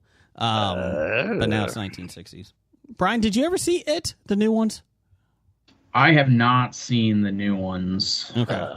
I thought maybe they would do like from the time it first appears on Earth, and then like every 27 years later, the next group. That would be interesting. That would have been cool. I'm fine with that. Brian, I would recommend the news films. They're pretty well done. Yeah, I mean, everybody that has seen them has said that they were really good. So, yeah, just not something that is typically on my radar. I'm interested in this one. It's on Max. It's coming to Max. Alien: Earth. It's an animated film or series. Sorry, when a mysterious space vessel crash lands on Earth, a young woman and a ragtag group of tactical soldiers make a fateful discovery that puts them face to face with the planet's greatest threat. This is the Alien movie. Queen is in it or whatever. So, and then Daredevil: Born Again. Matt Murdock finds himself on a collision course with Wilson Fisk when their past identities begin to emerge. It comes out in March on Disney Plus. Punisher's in it. Kingpin's in it. So yeah, looks good. Looks really good. So it's basically just going to follow the Netflix release of all of those superheroes only on Disney. Yep. I'm not sure if Foggy's in it. I am 97% sure that everyone is back. Really? Okay. Yeah, I think I saw. Yeah, both Ellen Henson and Deborah. What's her name? Wall. Deborah Ann Wall. Yeah. Deborah Ann Wall. Yeah. And I guess Kingpin. Vincent D'Onofrio. Yeah. Other than that, are there a whole lot of recurring roles? Who the podcast met 2 years ago at the Cincinnati Comic Expo. Get your tickets October 16th through the 18th, or I'm sorry, October 21st through the 23rd this year. And also get your tickets for the Super Cincy Expo May 16th through the 18th. Video Game Expo. Yeah, according to the IMDb page, they are all credited for Born Again. Good. Eldon, Deborah Ann Wall, Charlie Cox, obviously. Yeah. Yep, they are all back. I could see one of them dying. I could see Fisk killing one of them. That could be. I heard they were actually trying to get like all the people from the original series Netflix, like their or the Champions or whatever. Yeah, with they Luke were going to Cage. try and get them all back. Even Finn Jones, who was slammed for his portrayal of Iron Fist. I don't think So he was they're the issue. Oh, I think he was the issue. Oh. He was not good, and his being supposed to be the best martial artist out there, he was not that good. He was the worst martial artist in the show. I would like to see Luke Cage come back. I really like that character. Jessica Jones would be awesome. I don't know who that is. Yeah. So just looking at the IMDb page for this, they currently have 2 seasons listed. Oh. And they have them listed at 9 episodes each. And looking at the credits, they are all of the main cast are credited with all 18 episodes. Okay. Spoilers! Now we know no one's going to die. Or they just put it in there like that. or they're paying them, or they're paying them and giving them the credit for the entire 2 seasons. But just that's weird because like I'm used to looking at IMDb on my phone, and it's way different when you look at it on a website. Yeah, from a laptop, like there's far more information. That is like not you don't have to search for on the app. You can look. Hey, Brian, look up History of Bad Ideas. I think we're on IMDb. I think we are. Are we? Yeah, I think we are. I think nerdly.co.uk, where you can get all your geek news with an English accent over there. Finally, per the deadline.com, where Jeff gets all the news from. Yeah. Before we went into that, we were just talking MCU and Champions and stuff. Did you hear that the Young Avengers, they are renaming Champions? Really? Why? Because they're worried that they're all too old to be Young Avengers now. Well, by the time it gets made. Yeah, they're like, these people will be in their 30s when the show is aired, and they don't really feel that the teenage team of Young Avengers will fit anymore. Are you? I mean, Haley Steinfeld is going to be like 30. Yeah. Do you have a Golden Buckeye card? Why are you a Young Avenger? What is this, Riverdale? For those who don't know, the Golden Buckeye card is for old people in the state of Ohio. What is this, Riverdale, Jeff? Yes, this is Riverdale. I'm in high school. Did we know that there's another podcast called The History of Bad Ideas? Yes. There was one called Bad Ideas. Yeah, there's another one called History of Bad Ideas. They talk it's The History of Bad Ideas. Well, it's actually about history officially in our title, don't we? That's what I'm just saying theirs is also it's the exact same. Yeah. It's okay. We should sue them. It's okay. Well, it's not okay. Well, we're probably more popular and definitely more I will say that enjoyable. It looks like they have about 68 episodes. Rookies. So just some of their episode titles: The History of Bad Ideas: Eugenics. History of Bad Ideas: Anti-Semitism. Well, they're bad ideas. I'll give them credit for those. Taxonomy. History of Bad Ideas: Facebook friends. I mean, that's not terrible. I don't see us on IMDb anymore. Okay. Yeah, the history of disc golf. Oh wait, that's Good Bad Sport podcast. Sorry, my bad. Let's see here. I don't see us listed on IMDb anymore. Well, I'll see if I can work on that. See if I can just send them an email. Yeah. I'll be like my dad complaining to somebody at Kroger. I'll send an email. Let's see here. Do they have a chat? Can I chat with anybody at IMDb? Excuse me. The History of Busch Garden Swinging Classic, The Big Bad Wolf. That's a podcast. You know what I didn't realize? Mm-hmm. I did not realize that Amazon owned IMDb. Really? At the very bottom of the website, it says in very small letters, an Amazon company. I did not know that. I probably didn't remember or didn't care, but I was like, I think like when you're looking for stuff to watch, they tend to push watch it on Amazon, blah blah blah. Yeah. Well, okay, what I've noticed, their actual show is called Past, Present, Future, and then their episodes are titled "The History of Bad Ideas," this and that. Okay. Yeah, you can't rent here anymore. Yeah, I'm trying to find out what. It looks like they started in 2023 and they're from the UK.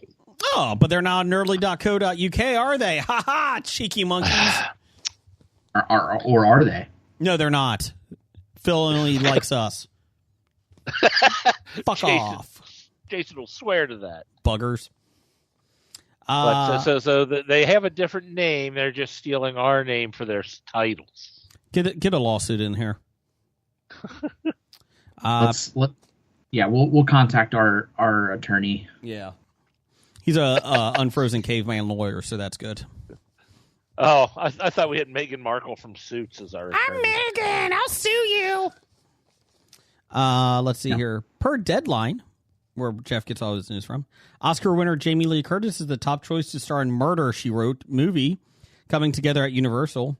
No deal yet, but we're here. She's looming likely to play the Jessica Fletcher role popularized by Angela Lansbury in the hit series that ran 12 seasons on CBS. Script is I can see that. Script is by Lauren Schuker Blum and Rebecca Angelo, the duo behind the Greg Gillespie directed drama Dumb Money about the GameStop short squeeze of 2021. It's being produced by Lord Miller and Amy Pascal. Nope. Oh, this is yay! Go Sony. Lansbury. Is that Lord and Miller? It just says Lord Miller in the article. Yeah, I'm not. Aren't those the two? The directors or whatever for what would they do? Did they do Lego or whatnot and then got fired from that might Star be Wars? Yep. They got fired from Solo. Solo, yeah. I think it's supposed to be Lord and Miller, but unless they joined forces and melded into one being called Lord Miller. Amy Pascal's like, hey, I saw that show the other day, Murder, She Wrote. It looks pretty popular. Can we get the rights to that? It's Lansbury starred from 1984 to 96, but became one of the most successful and longest-running shows in hit TV history. Jessica Fletcher was a retired schoolteacher turned successful mystery writer who proves to have uncanny knack for solving real-life murders, or she was the murderer. Show is primarily set in seaside town of Cabot Cove, Maine. Oh, there's Maine again. Go, Jason, move there. No, do not move to Cabot Cove, Maine. They've got the highest murder rate in the world per capita. They did. Not anymore. Once she died. Be my guest. It's no coincidence. She kept saying, be my guest. And then they died. We always talked about, my brother and I always talked about writing a book, like the Jessica Fletcher Diaries, where we'll go episode by episode and write how she actually did it and used her cunning wiles to convince someone else to admit to it or whatnot. To frame. And it's like, yeah. And if we weren't just so lazy, we might have actually, put out some of these. Oh, maybe we can do it as a podcast. Trademark it. We can just do one at a time. Trademark. There you go. We have no right to the character Jessica Fletcher, but we'll do Jessica Fletcher. Don't feel bad, Jeff. Amy Pascal doesn't have the rights to it either. She's just making this film. Okay. Can we get Jamie Lee Curtis in a Venom outfit? No.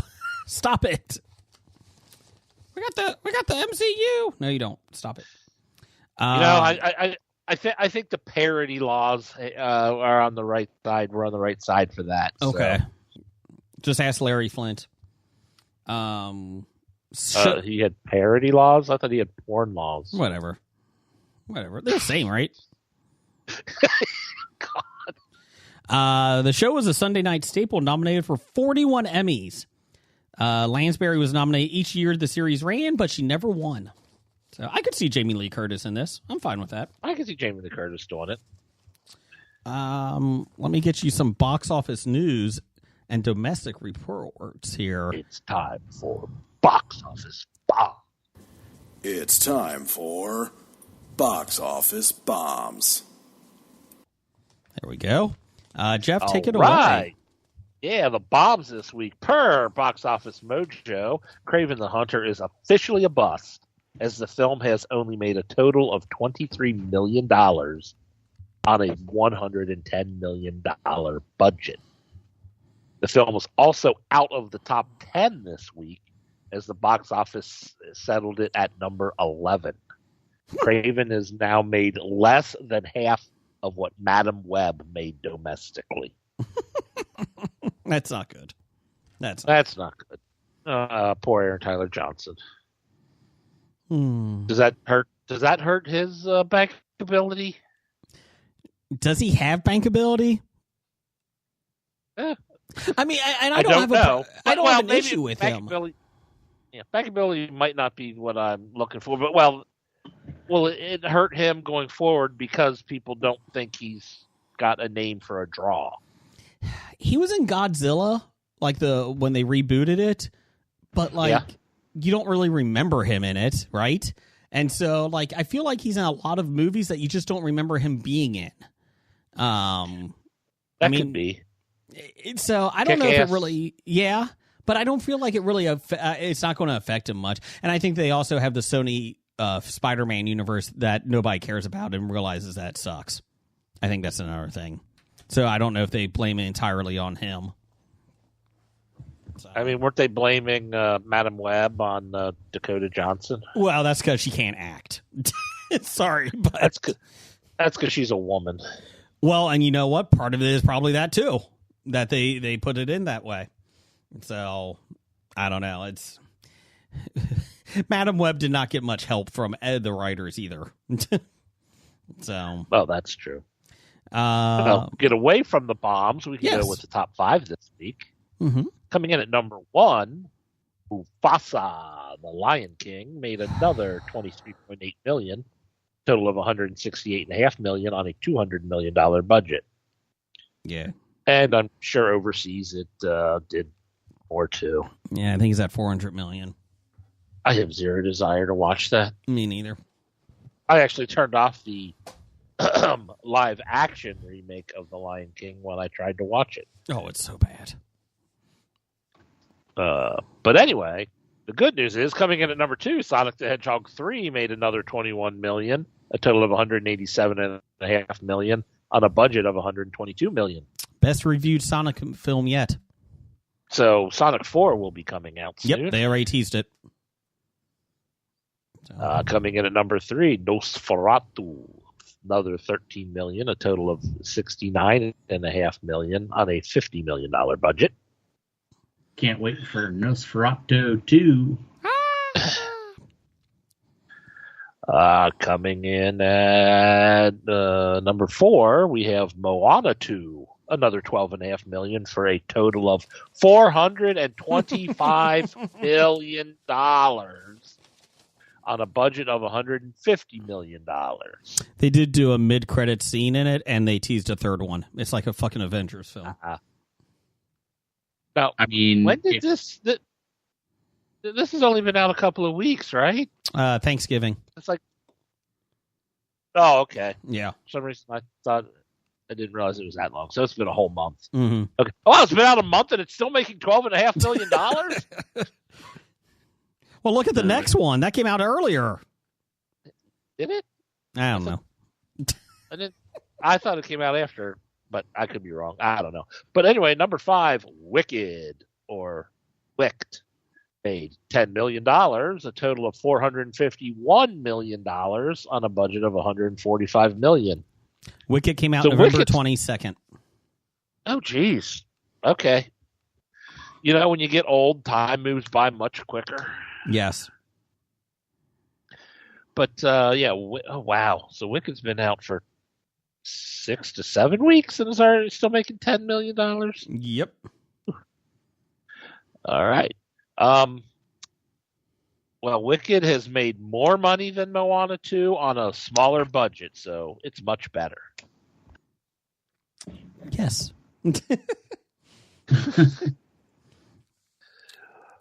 That's the top 5. Brian, what's coming out this week? It's January. That's usually the good month of movies. All right. It looks like we have 5 movies coming out this week. Okay. All right. We are starting off with Diane Warren, Relentless. This is the untold story of a legendary songwriter. Features Cher, Common, Jennifer Hudson, Gloria Estefan, Kesha, Leanne Rimes, and more. Okay, so documentary, I'm assuming. Documentary about Diane Warren. She wrote one of Jason's favorite songs. Which one's that? She did. Don't Want to Miss a Thing that Aerosmith did Don't for want the to miss a soundtrack. thing. I love when animal crackers go on me. Oh, I thought you don't were think that's going a to song. say the Cher song that Jason loves. If I could turn Oh, back time and walk I wasn't sure which the one. moon. Cher song. Oh, God. If I could turn back time and walk do Also the coming moon. out this week, we have Disfluency. Okay. When Jane fails her final college class, she returns home to her parents' lake house, where she comes to terms with the confusing trauma that derailed her senior year. Okay. Nobody I've ever heard of. Best type of movies. It has won 15 awards. But not a And- floppy. Oh, this is a 2021 film that's just now coming out. Is it a, Oh. I'm guessing, a foreign feature? Yes, I would have to guess so. If only, Uh, you know what? If only Jane could turn back time. yeah. That's what we'll go with. Next up, coming out this week, we have Hard Truths, an ongoing exploration of the contemporary world with a tragicomic study of human strengths and weaknesses. It sounds like something you watch in like college, a college class. Sure. Is it a documentary? Is again, no one. No, It's a movie? no. Wow. Yeah, Okay. it's a comedy drama. Well, January is the month of the good films coming out. So let's see. Marianne Jean Baptiste. The singer? I don't know. John Baptiste, right? I don't know a singer. I named said a Jean name Baptiste. before I said John Baptiste.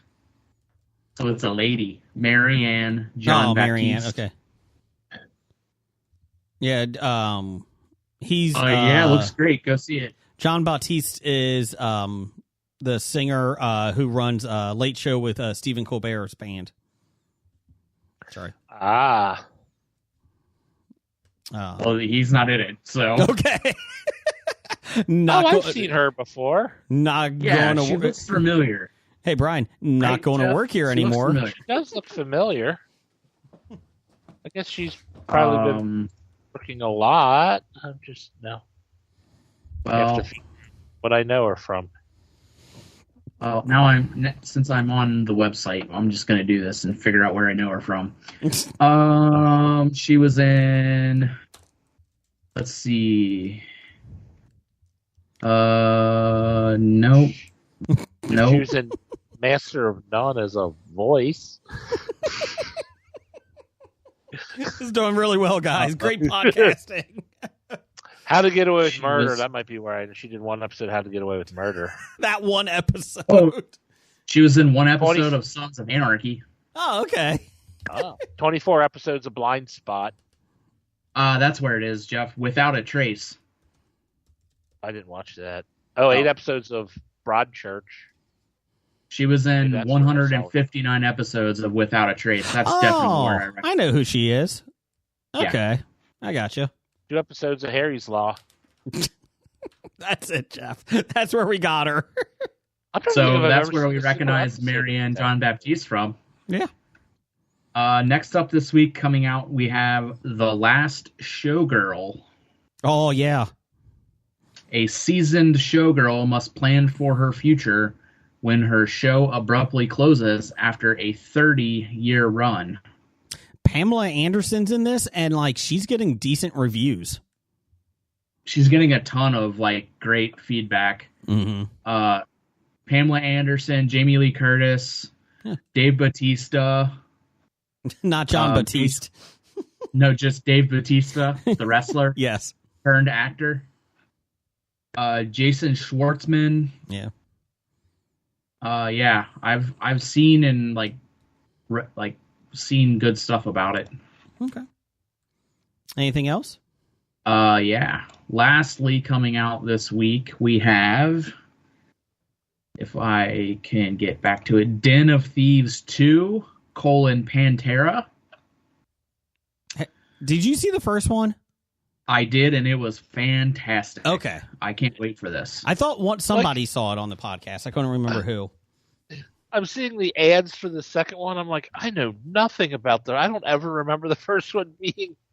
I probably reported on it and read what it did at the box office for 3 or 4 weeks. But I'm like, I don't know a thing about this. Same. Let's see. Nick is back on the hunt in Europe and closing in on Donnie, who is embroiled in a treacherous world of diamond thieves and the infamous Panther Mafia as they plot a massive heist of the world's largest diamond exchange. Where's the diamond? Oh. So the first one, I want to say they play cops who are dirty, and then they kind of go from there. But it's Gerard Butler, O'Shea Jackson Jr.,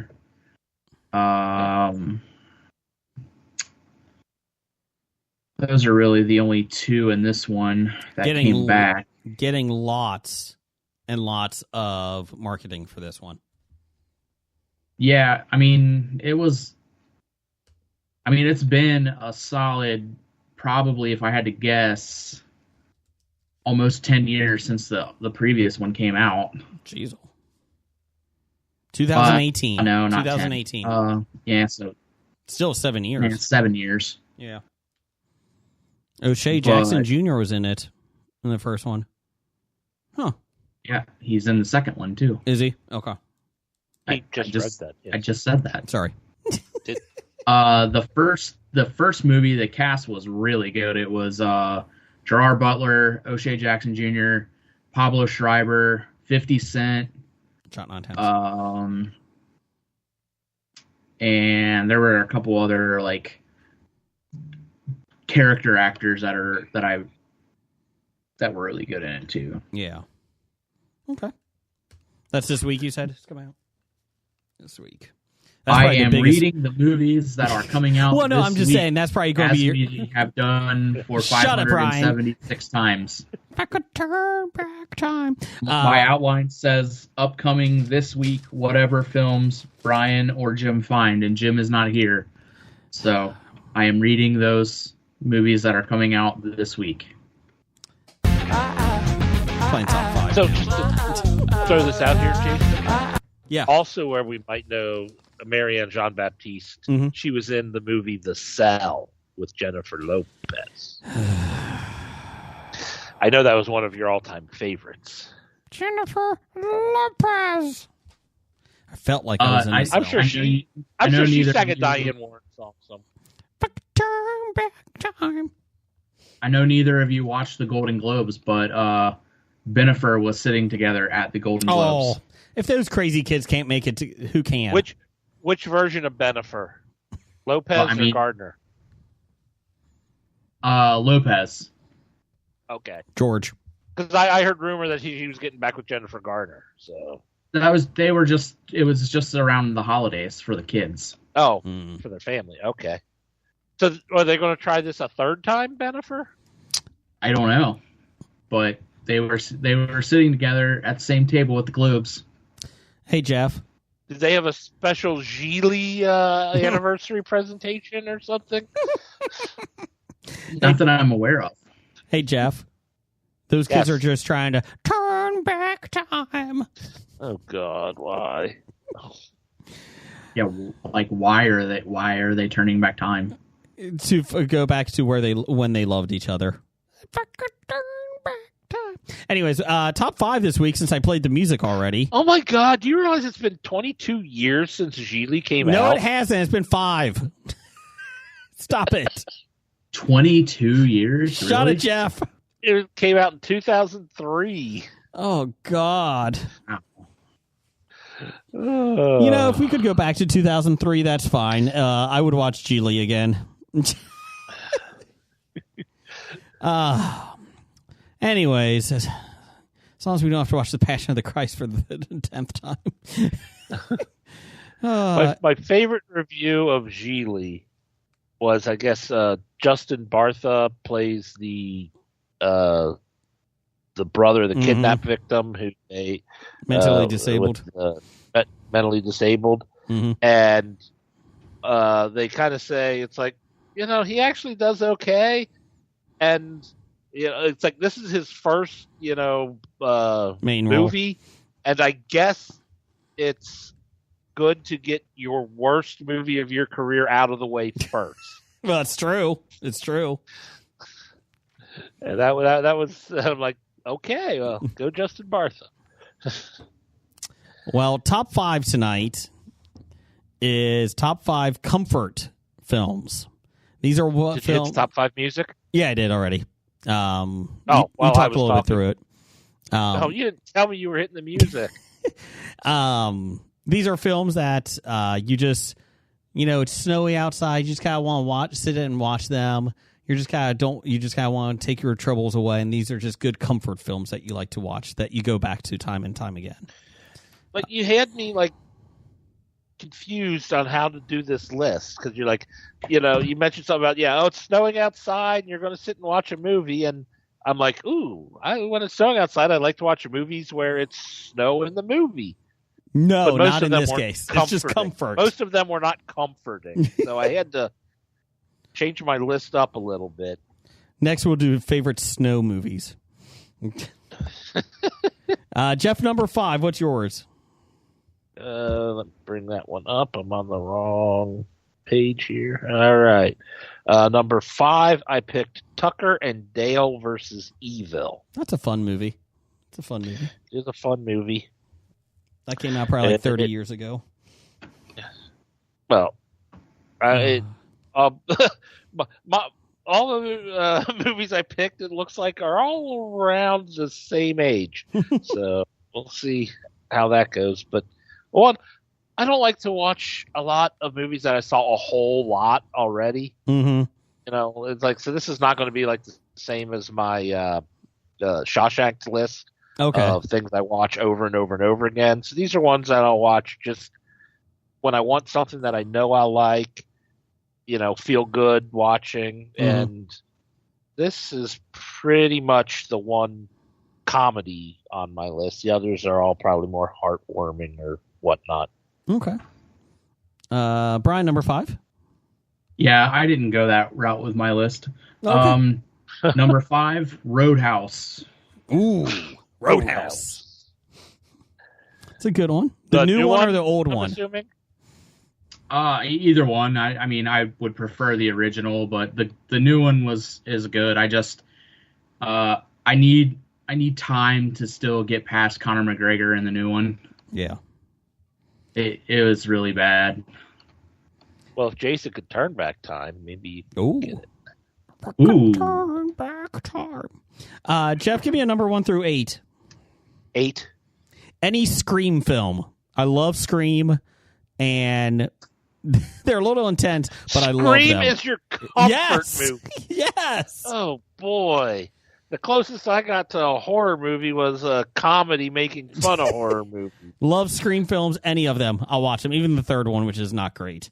But I just enjoy them a lot. Jeff, give me another number. 2. Clue. Let us in. Let us out. Love Clue. I can turn it on. Makes me feel happy. And I can recite the whole film, but I still enjoy it. Still love watching it.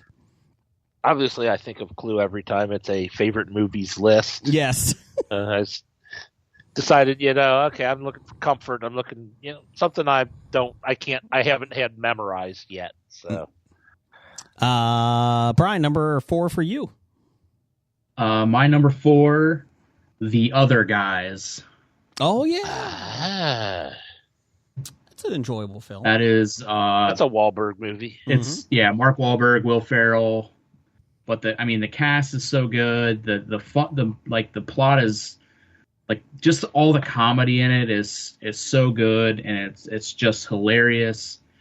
Like Samuel L. Jackson and The Rock's characters in it are like so absurd, but they're so funny. It's very quotable.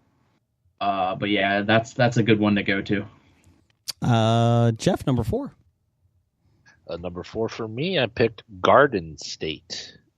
Oh wow, Zach Braff yeah. and Peter Sarsgaard Okay, that's an enjoyable and film. Natalie Portman. Yes. It is. What's your number 3? Oh, sorry. And it's got a good soundtrack. It does have a good soundtrack. The Shins will change your life.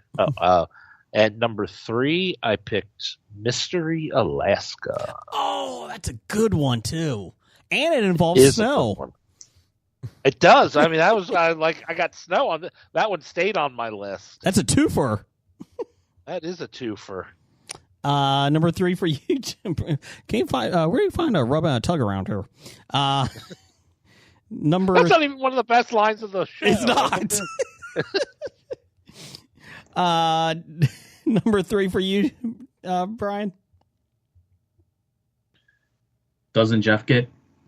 No, he did 4 That and was 3. my number 3. Yeah, that was. Oh, sorry. I did Garden State and Mystery Alaska. Oh, Garden State. Yeah. Sorry. Number 3 for me. I'm going to go with any of the Fast and Furious movies. Okay. You do like those. There are, like what, 11 to choose from now? Yeah. Let's see. Yeah, 10. Yeah. And you got Hobbs if you and would- Shaw. Yeah, Hobbs and Shaw. Yeah. Okay. So, yeah. I mean, that's just a, That's you can good I can mindless watch fun. any of them. I can. It doesn't matter. Like I don't have to watch them in order. It can just be any of them, and I'll throw them on and enjoy them. Okay. If you do want to watch them in order, do you watch 3 first, or do you watch it as the third one? Tokyo Drift. So the first one you would watch would be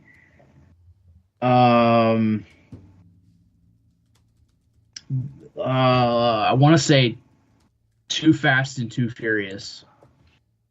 Or no. Too Fast, Too Furious comes up. Tokyo. Well, Fast and Furious. It not chronologically. Okay. If you wanted to watch the movies in the order that they are, where they flow together, Yeah. the storyline. I want to say the first one is Tokyo Drift. Yeah, that's the third one. Or the third movie. But yeah, do you watch Tokyo Drift before? Yeah. If you wanted, like, if you were saying, I want to watch this story, do you watch it, as the events unfold, or do you watch it chronically as the movies came out? Since you don't watch Star Wars, and we never got in this Star Wars debate with you because you don't know what we're talking about, I'm bringing it up here with Fast and Furious. So I would just watch them in the order that they came out, but okay. I'm planning on waiting until it is completely done and then watching them in the other order, the way that they are. Gotcha. Where they flow together, just to see like the difference. Okay. If it makes like any kind of a difference in how I watch them, if that makes sense. It does. So let's see here. Release order. I have I have the order and storyline. They said I was way off. It's Fast and Furious, Too Fast, Too Furious, Fast and Furious 2009, Tokyo Drift takes place in the future, not in the past. The future, yeah. Fast 5, Fast and Furious 6, Tokyo Drift, then Tokyo Drift, then Furious 7, The Fate of the Furious, Fast and Furious, Hobbs and Shaw, F9, Fast X, and then Fast 11 is coming. Okay, so all of them are in order except Tokyo Drift, and that's between 6 and 7. Yeah. Okay. Brian, give me a number 1 through 8, besides 2 and 8. 7. Ocean's 11. Really love that That's a film. good one. Sit back, enjoy it, and I just like how they come together with it. So it's my number 3. Brian, give me another number. 1. Shawshank Redemption. I love it. I'll watch it. I've probably watched it over 100 times now. Just love the film. Enough. So your comfort list is your Shawshank film. Yeah, pretty close. Pretty close. Number 2 for you, Brian. Number 2 for me is going to be The Replacements. That's that's on my list. Put it on the board. Yeah. I know you. Both of you are lovers of The Replacements. Red means stop. Yeah. They have anything better to do that day? Yeah, it's just. I mean, the story is great. I think it's just. Yeah, I'm just real curious how he was able to get from his boat to the stadium so fast at halftime. If I could figure that out, then it would probably be close to a perfect movie. You know why? How he did it? He turned back time. Oh. No, that's not right. You know how he did it? How? It's because he has miles and miles of heart. That's right. Miles and miles. Heart. Gotta have heart. Oh, wait, I'm sorry. Number 2 for you, Jeff. Number 2 for me, I picked Eternal Sunshine of the Spotless Mind. Good film. Good film. I really enjoy that film. Makes me feel good when I watch that film. Even though it's about people getting rid of their memories they don't like. Let's see here. Sorry, Jeff. Number 1 for you. Number 1 for me is For Love of the Game. That's a good. I was just talking to a friend about that film the other day. Love that film. And your friend said, "Good choice of film." Jason. Yeah, we were talking about baseball films, and he was talking about Field of Dreams. And I was like, For Love Game is another good one. You're like, yeah, Field of Dreams is Kevin Costner's second best baseball movie. It is, because today we're the best team in the country, in the world, in Major League Baseball. Today, right at this very moment, we do not suck. That's right. We're the best team in baseball because of you. Brian, number 1? Number 1 for me comes as no shock to anyone, any of the Rocky films. Yeah. Especially 5. Brian, I took the high road and I did not mention 5 just for you. Do you see that? Yeah, I mean, I've made it very clear that that's my least favorite of the franchise, but I still will watch it if it's on. There you go. Yeah, it's not a good movie by any stretch of the imagination, but no, it's. But neither's 4, so that's stop it. Now we're treading on different waters. Yeah, I'm with you, it's Brian. New year, same as the New old year. That's right. New year, same as last year. Brian, give me a number, 1 through 8. Except for 2, 7, 8, or 1. Yeah. Or the 3. one. 3. Said. Con Air, baby. Love it. I thought we were taking this list seriously. Con Air is a great comfort film. I didn't know we were making a joke of. Fuck you. Con Air is a beautiful, perfect film. There's nothing good about Con Air. Put the bunny down. I mean, I was giving Brian grief over those Rockies, but that was just for the bit. No, Con Air is just god awfully terrible. You're awfully terrible. I probably am. You're out of line. We're all out of order. Let's see here. We did, before we get to our honorable mentions, Jacobo Jacobo at Tweets by Jacobo had Robin Hood from Disney, 1973. Bed Knobs and Broomsticks. John Wick 1 through 4. He quad hobied it. Oh, this is a good one. Groundhog Day. And number 1, Shawshank Redemption. Good man. Groundhog Day would be a good snow movie, too. Yeah, it is. Here you go. Honorable mentions, Jeff. Snow Day. That's a snow movie. And Cool Runnings. Let's see here. Yeah, Cool Runnings. Nick Mayer had one word, marathons. So he had number 5, James Bond, starting with Dr. No. That's good. Ooh. Movies with the same themes, i.e. cars, heist movies, 90s comedies, World War II. Number 3, movie franchises. Number 2, actors with multiple movies in the same genre, i.e. Tom Cruise, Bill Murray, Burt Reynolds, Sylvester Stallone. And he said number 1 is enjoying Disney movies and their sequels. I like that. I like the James Bond one, too. Let's see here. And then Steve at Everything I Learned from Movies. He has Big Trouble in Little China. Ooh, that's a good one. Number 4, Con Air, baby. It's usually on TV somewhere, anywhere. Put the bunny down. It's not a good thing. Shut it. Ghostbusters.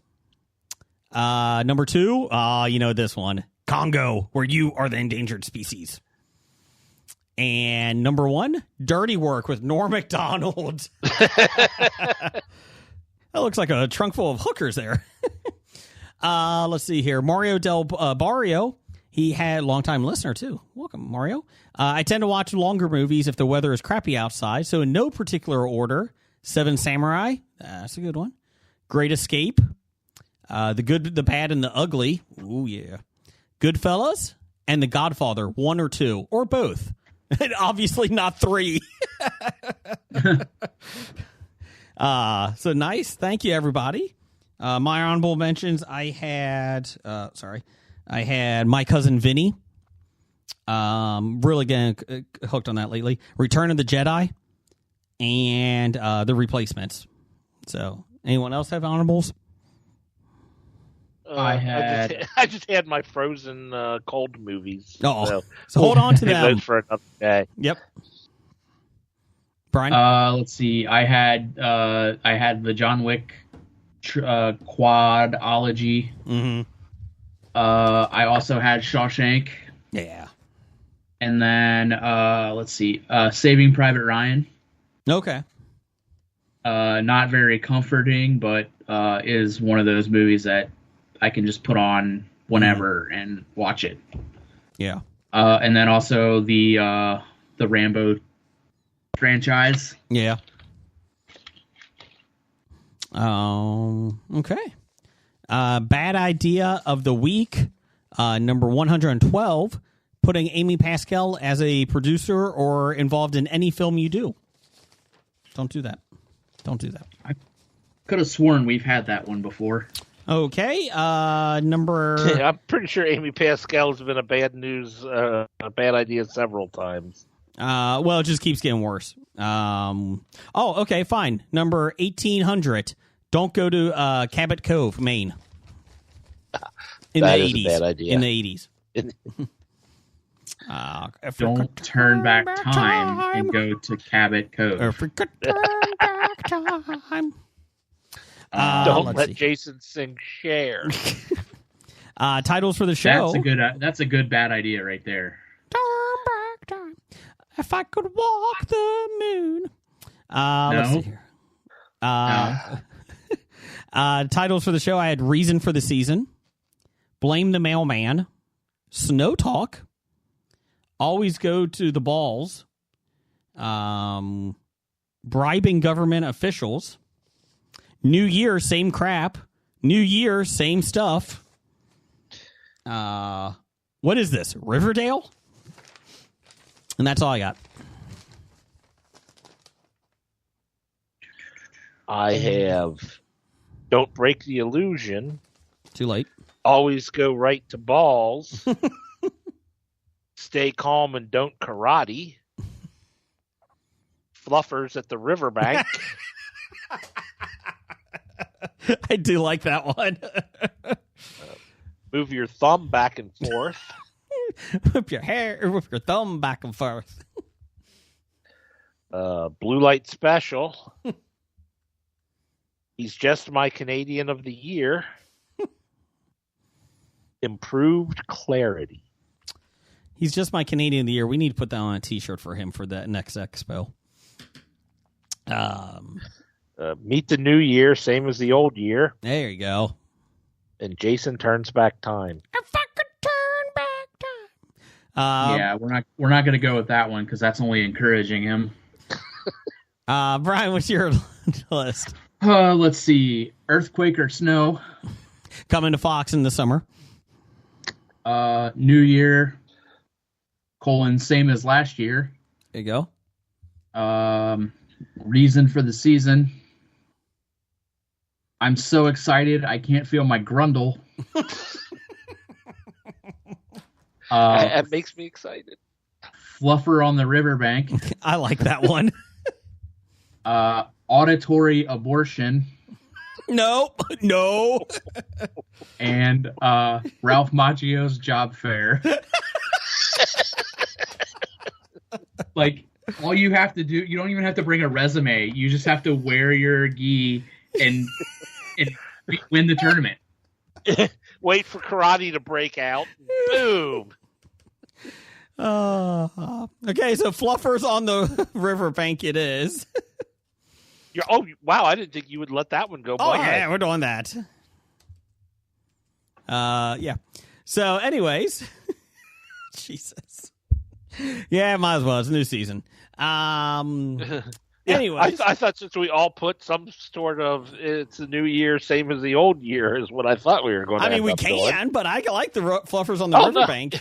If you like it. I Let's didn't do it. think you would approve. Yeah, it's That's fine. what threw me. Nobody knows where a Fluffer is. Anyways. Yeah, your wife does. My wife did not. I'm the best Fluffer. Honey, you may not want to say that. It's the one who keeps the dress all poofy, right? Yeah, that's it. Anyways, thanks everybody for listening. We'll be back next week. Why? Because it's a new year. So let's keep it going. Brian won't be, but we'll see him in 2 weeks to try the peeps. And as always, Roger says goodbye. Goodbye. Bye. From Walking Dead to Talking Heads, from comic books to TV sets, there's a history of not so bad. There's the history. It's the history of bad, so bad. The history of bad, it's bad. History of bad ideas. Podcast. You've been listening to Hobie.